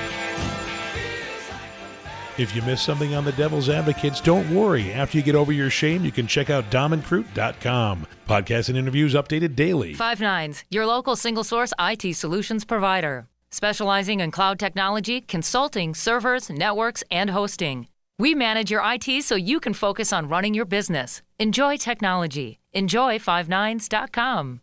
1 in 3 adults has prediabetes. That means it could be you, your best man. your worst man. Take the risk test at doihaveprediabetes.org to know where you stand. Brought to you by the Ad Council and its pre-diabetes awareness partners. Dominic, Milwaukee got the DNC, but Miami, they got the first presidential debate. We'll go on the road. We're taking this show to Miami. Crudy once again dragging me all over the country, bringing the heat to Miami, Wisconsin style. Join us for a live broadcast Wednesday, June 26th and 27th. And don't forget the wrap-up show in Miami on Friday, June 28th. Special on-the-scene in Miami coverage on WRRT 1510 AM, WTTN 1580 AM, and Hawk 92.7 FM. You are listening to Real Resistance Radio, WRRD 1510 AM Waukesha and WTTN 1580 AM Columbus. Always streaming at realresistanceradio.com. Brad Zog, owner of Zero Res Madison. Brad, why should people use Zero Res Madison? Why wouldn't you clean your carpets like this? We've got a patented system. We also do another step that most people don't do. We have a double rotating brush machine that we use when we pre-treat the carpet. So this helps dig up any of that stuff that's deeper in your carpet that the vacuum doesn't get. We're going to provide that intermediary step before we clean with our empowered water. Call Zero Res today, 608-848-9000. Zero Res. Spell it forward or backward. It's the right way to clean. Ever worry that the anonymous millionaires are setting the agenda for our community with little or no accountability? I do. That's why I joined Citizen Action Organizing Co-op. My fellow members and I want to build a powerful and lasting progressive movement. Together, we can help determine the agenda in our own communities. Then we work with professional organizers and a team of leading strategists to make that agenda happen. We're working on health care, economic justice, child poverty, electing progressive candidates, and more. And our Radio Active campaign supports this station and the Resistance Radio Network. So, won't you come help us build a movement? Become a member of the Citizen Action Organizing Co-op. Go to citizenactionwy.org. I don't see the support. I don't support it. Wisconsin Senate Majority Leader Scott Fitzgerald doesn't see the support for legalized medicinal marijuana, even though the 2018 midterm referendum in 11 counties and the city of Waukesha passed by over 79%. Call Scott Fitzgerald at 608-266-5660. Tell him you support legalized medicinal marijuana. No, I don't see it. This message was paid for by the People for People Corporation. Donate online at p4ppc.org. P4ppc.org.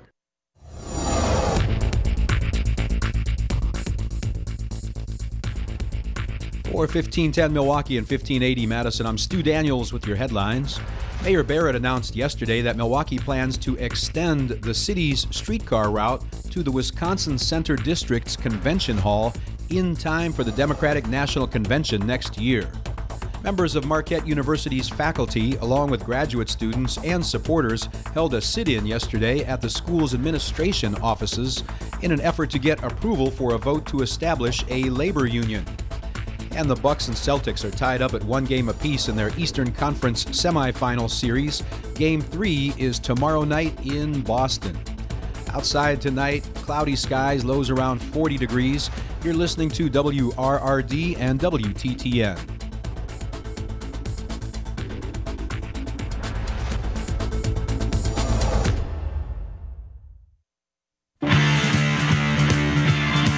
The Devil's Advocates. They refuse to do math on the radio. Welcome back to the Devil's Advocates radio show, the happy hour. It continues, Dom. And we've got a real-time fact check on Foxconn Chairman Terry Gao. Too cold? Too cold? Wisconsin too cold?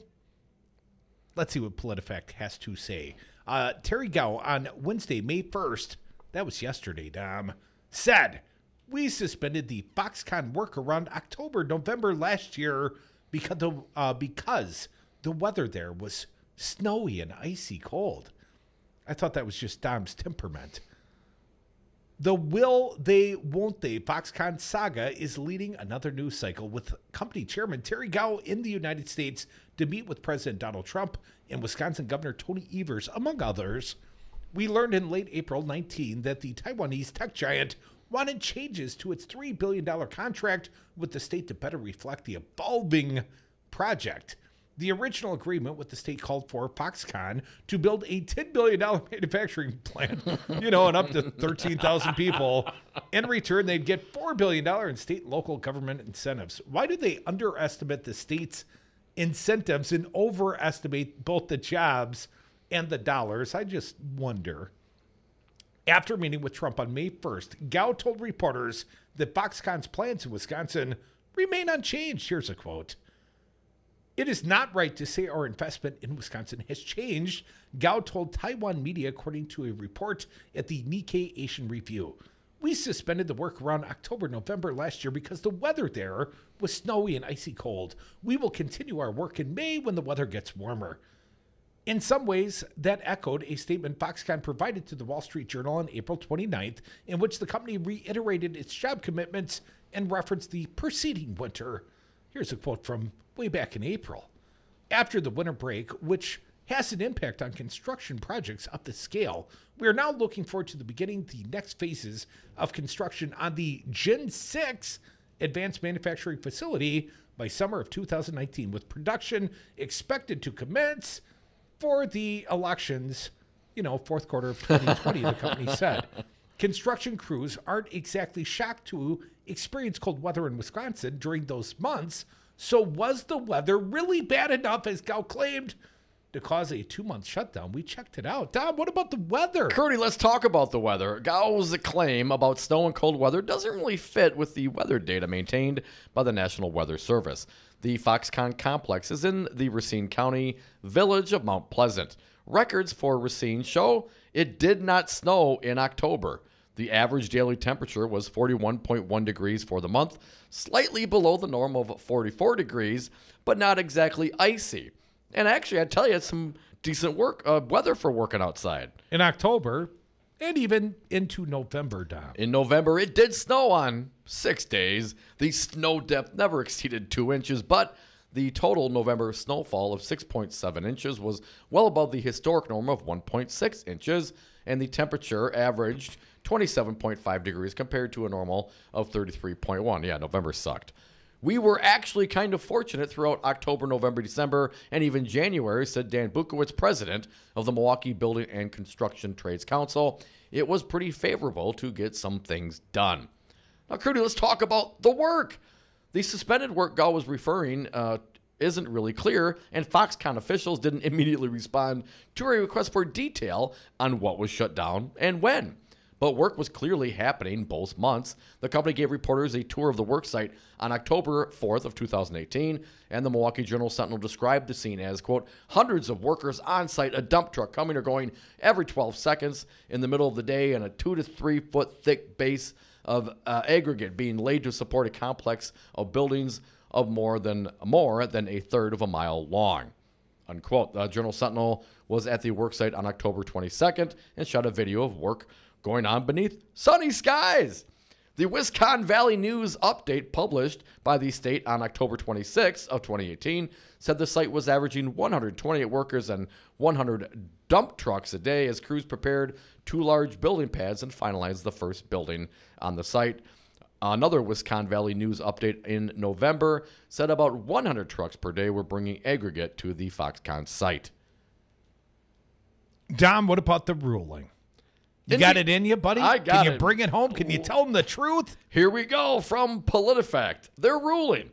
In defending Foxconn's plans after a White House meeting, Gao claimed the company had suspended its work in October, November, because of the snowy and icy cold. Foxconn hasn't provided details on what he's referring to, but there was clearly work going on.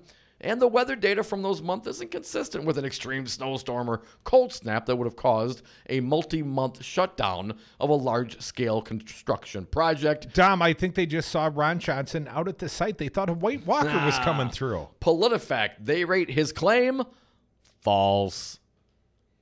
At least it wasn't pants on fire. Just talking trash. Because that would contrast to the snowy and icy conditions in October and November. So, well done, PolitiFact. Eric Lidke, very timely on this piece.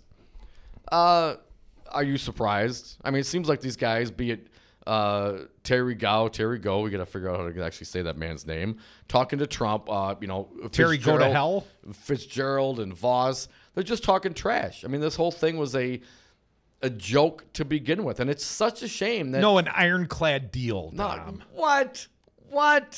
The napkin, it's signed on both sides. And for them to continue to say this, and listen, I'm Crudy, right? We're all about the businesses, right? You and I have been in business most of our lives.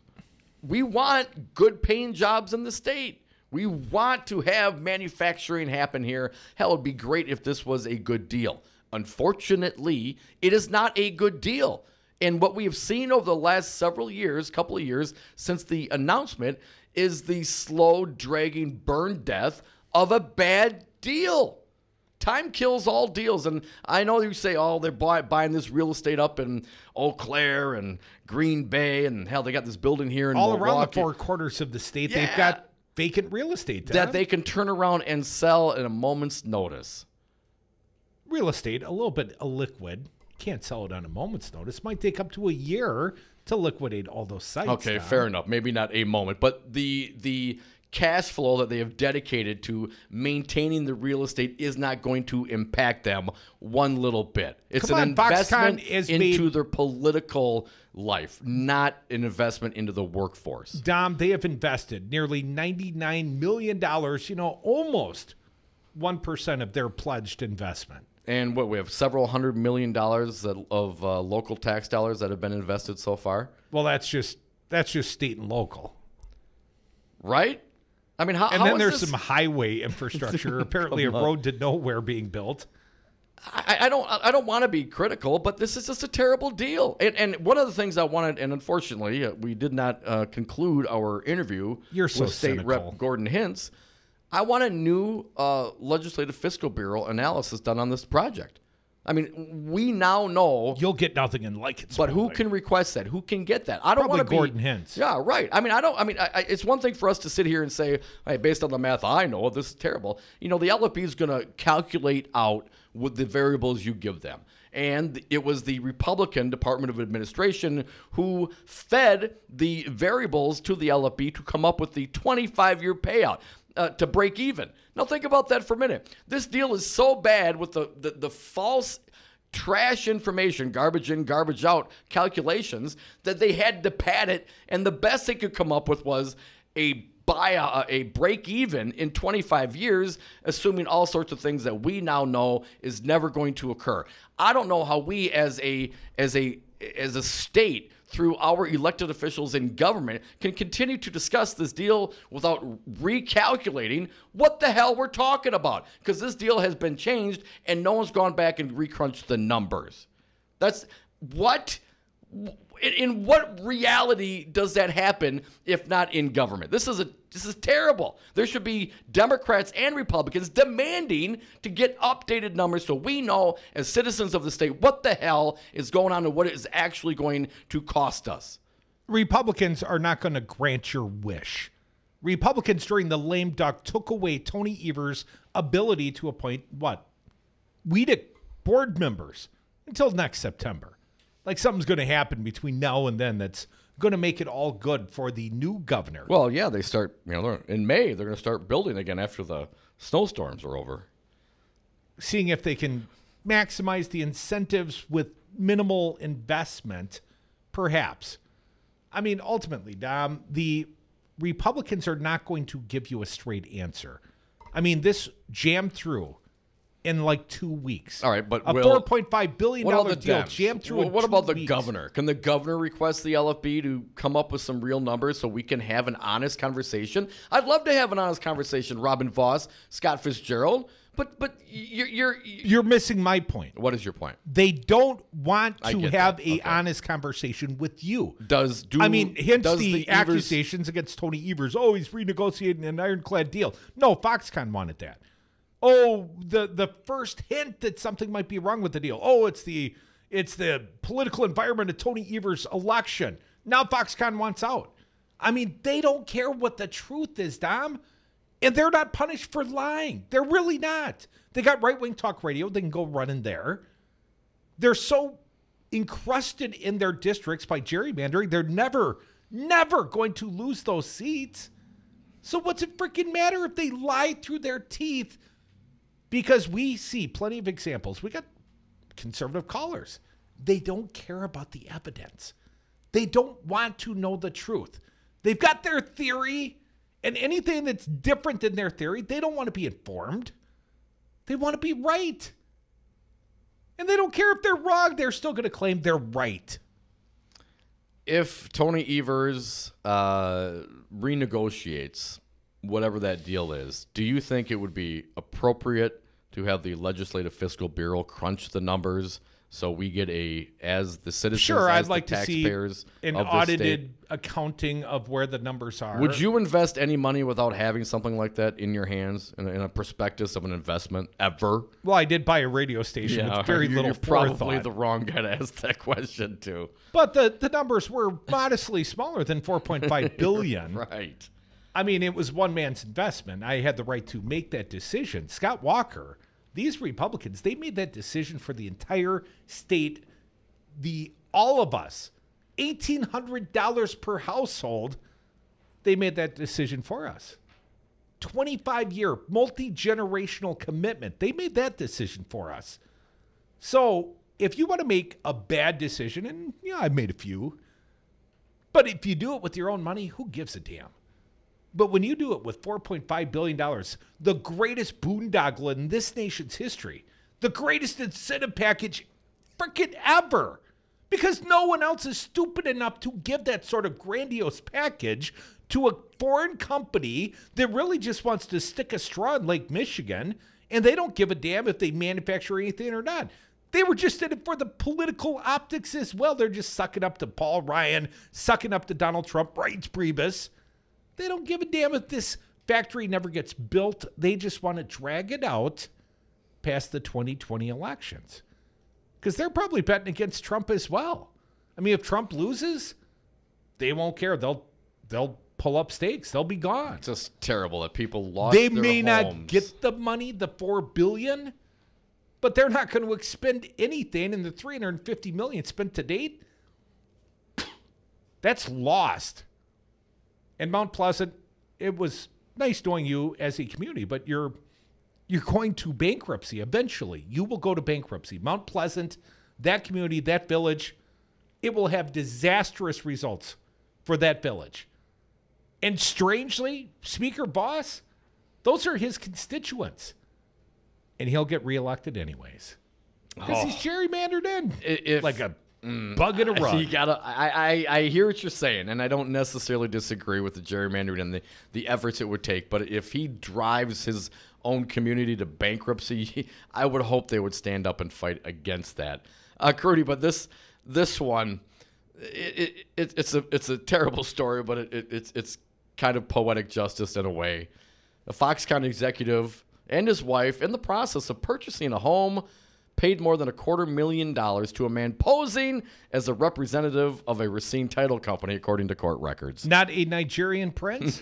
Alan Young, Foxconn director of U.S. Strategic Initiatives, and his wife thought they had wired the $260,000 to Landmark Title of Racine, Inc., according to an affidavit, for a search warrant filed in Milwaukee County Circuit Court. The couple had been communicating via email with someone they thought was a representative of the firm when they wired the payment on February 7th at the Wells Fargo Bank. It wasn't until after the transaction was complete that the couple learned the emails had not been coming from the title company, but instead someone posing as a representative using a similar-looking email address, according to the document. They were following instructions from the bogus email address to send the funds to an account of a John Tala that was set up at Chase Bank. However, the investigation by Milwaukee police revealed that Tala is actually Charles Cootie, who is in custody in Fort Lauderdale. No relation. According to for a similar scam, according to the affidavit. It does not indicate whether the stolen funds were returned to the couple. A spokeswoman for Foxconn on Wednesday said Young was not immediately available for comment. So, is that their best and brightest? A fraud, something promised, imposed upon this nice couple trying to buy a home. They ended up giving money and not getting what they wanted. It almost feels like the rest of the state of Wisconsin feels about Foxconn. Yeah, they got Foxconn. They got Foxconn. Now you know how we feel, Alan. Folks, we are the Devil's Advocates. You can air your grievances right here. It's not Friday yet, but you can air them. 844-967-2789. Got one short segment, and that's all for today. So if you're going to dial in, you better do it right now. 844-96-PARTY. Come back with us. We are the Devil's Advocates. The political party will take you all the way home until 6, and then Dawn of the Resistance with our pal Maggie Dawn.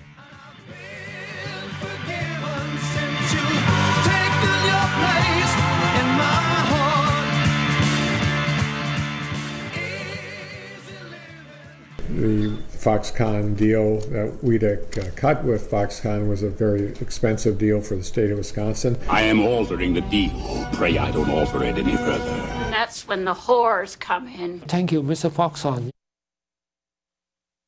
Brad Zog, owner of Zero Res Madison, resisting dirty carpets and harsh chemicals. Brad, why should people use Zero Res Madison? Why wouldn't you clean your carpets like this? We're not using any soaps. We're not using any chemicals. We cost about the same as the other guys. You look at it and you go, where's the downside? You got a completely green clean. It's awesome. We guarantee it. There's no downside. There's no downside. Use Zero Res. Call Zero Res today. 608-848-9000. Zero Res. Spell it forward or backward. It's the right way to clean. Here in the Badger State, we have our own expressions. When we're looking to go on vacation, we state, well, let's go up north. Hello, this is Tom Bennett, president of Teamsters Local 200. Here in the Badger State, we also have another expression, union yes. The strength of the labor movement depends on elected officials here in Wisconsin and Washington, D.C. that support the values of working families that raise the standards for all. Give us a call at Teamsters Local 200 at 414-771-6363 or visit our website at www.teamsterslocal200.com or on Facebook at Teamsters Local 200. Be engaged. Have a drink at Regano's Roman Coin. This neighborhood corner tavern is as classic as the street it occupies. Family owned and operated since 1966, Regano's Roman Coin is located in a former Pabst Tide House on historic Brady Street, serving an array of craft beers with a focus on Wisconsin breweries. Also, weekly drink specials, trivia on Wednesdays, seasonal sporting events, parties hosted for all occasions, and pet friendly. Open 11 a.m. Tuesday through Friday, 10 a.m. Saturday and Sunday, closed on Monday. Regano's Roman Coin, Milwaukee's pet friendly, cash only order and classic corner tavern. Hi, I'm Anton Capella. As Chief Technology Officer at Five Nines, it's my job to make sure your network is up 99.999% of the time. Technology is constantly evolving, and keeping your business up to date in an ever-changing environment can be a hassle. At Five Nines, we're here to help. Five Nines is more than just our name. It's the level of service you can expect. Better IT gives your business a competitive advantage. Learn how Five Nines can help at fivenines.com. That's the number 5, NINES.com. The Devil's Advocates, tackling the issues you're not allowed to talk about at the dinner table. And we are back. Thank you for listening to the Devil's Advocates radio show, last segment of the day. So your opportunity to call is right now, 844-967-2789. And Dominic, we do stream each and every day on Facebook live stream. We have not yet been banned, but there are some that have. What? And the headline at The Hill reads as thus: Emily Birnbaum, Facebook bans Milo I thought if I did it quick, I'd get it right. Yiannopoulos, Alex Jones, and other dangerous figures, one of whom has appeared on this fine show. Oh, do tell. Facebook announced Thursday that it has permanently banned a host of prominent figures it describes as dangerous from its platform, including right-wing commentator and former Breitbart news editor Milo Yiannopoulos, conspiracy theorist Alex Jones, Nation of Islam leader Louis Farrakhan. The platform said it has determined that those figures are dangerous. Those are fucking fighting words. And removed them under their policy barring individuals and groups that promote hateful and violent messages. The tech giant, which has been engaged in an escalating crackdown on hate speech, good thing the show's almost over, and fear-mongering on its platforms, also removed neo-Nazi Paul Nehlen. Oh, no. Paul Nehlen, he's been on the show at least twice. Well, that was before we knew he was a neo-Nazi. He previously ran for the House in Wisconsin. Far-right activist Laura Loomer and conservative YouTuber Paul Joseph Watson. Dom, I know you've subscribed. What? The individuals are all barred from Facebook as well as its image-sharing platform, Instagram. Here's a quote.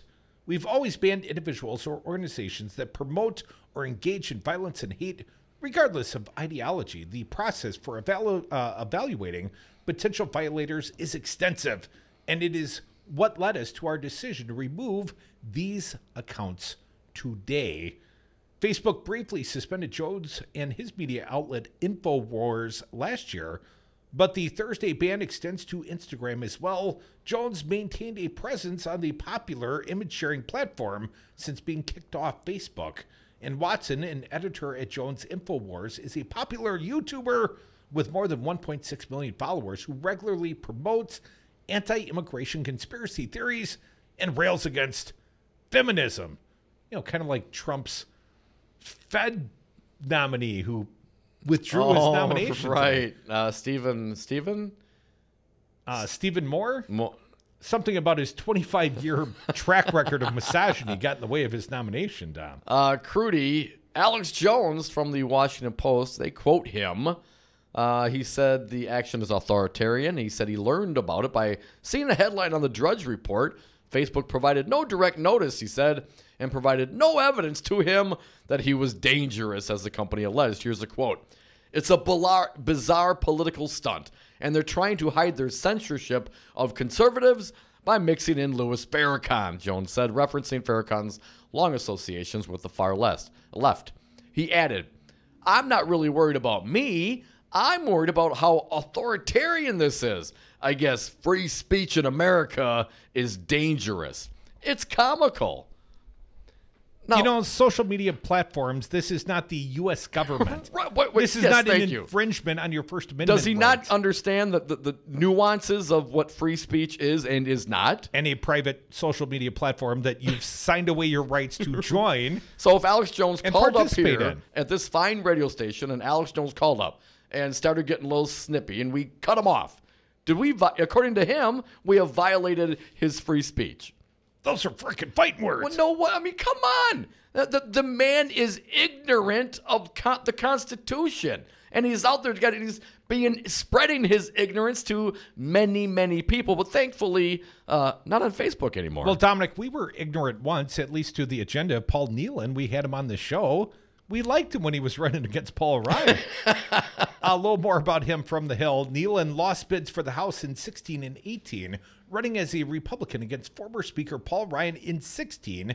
Nealon was kicked off Twitter last year for posting racist and anti-Semitic material.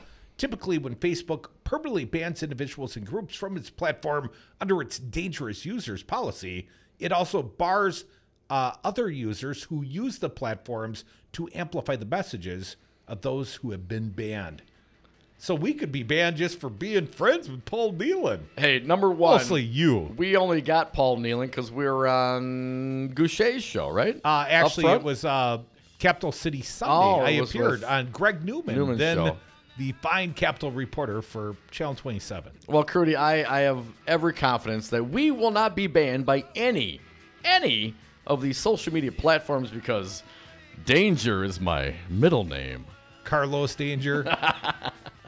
I've been banned by the governor, or at least he's banned himself from appearing on this wonderful social media FCC regulated platform. As has Republican Alberta Darling. You know, won't return your calls? No. I actually talked to her guy last week and wasn't available last week. No call back Monday. You know, I can't say I didn't try. So, well, you got Alberta Darling Republican, Tony Evers Democrat. You know. Why is it the very geriatric don't like being on this show? They're afraid that we're dangerous. Tune in Friday. We're most dangerous on Fridays. Thank you to all our fine guests today. They included James Santelle. And for a few moments there, we had Gordon Hintz on the phone. Thank you both. Thank you all for listening. We are the Devil's Advocates. We'll do it all again for you on Friday when we air grievances. Tune in. If you don't tune in, then I'll have a grievance.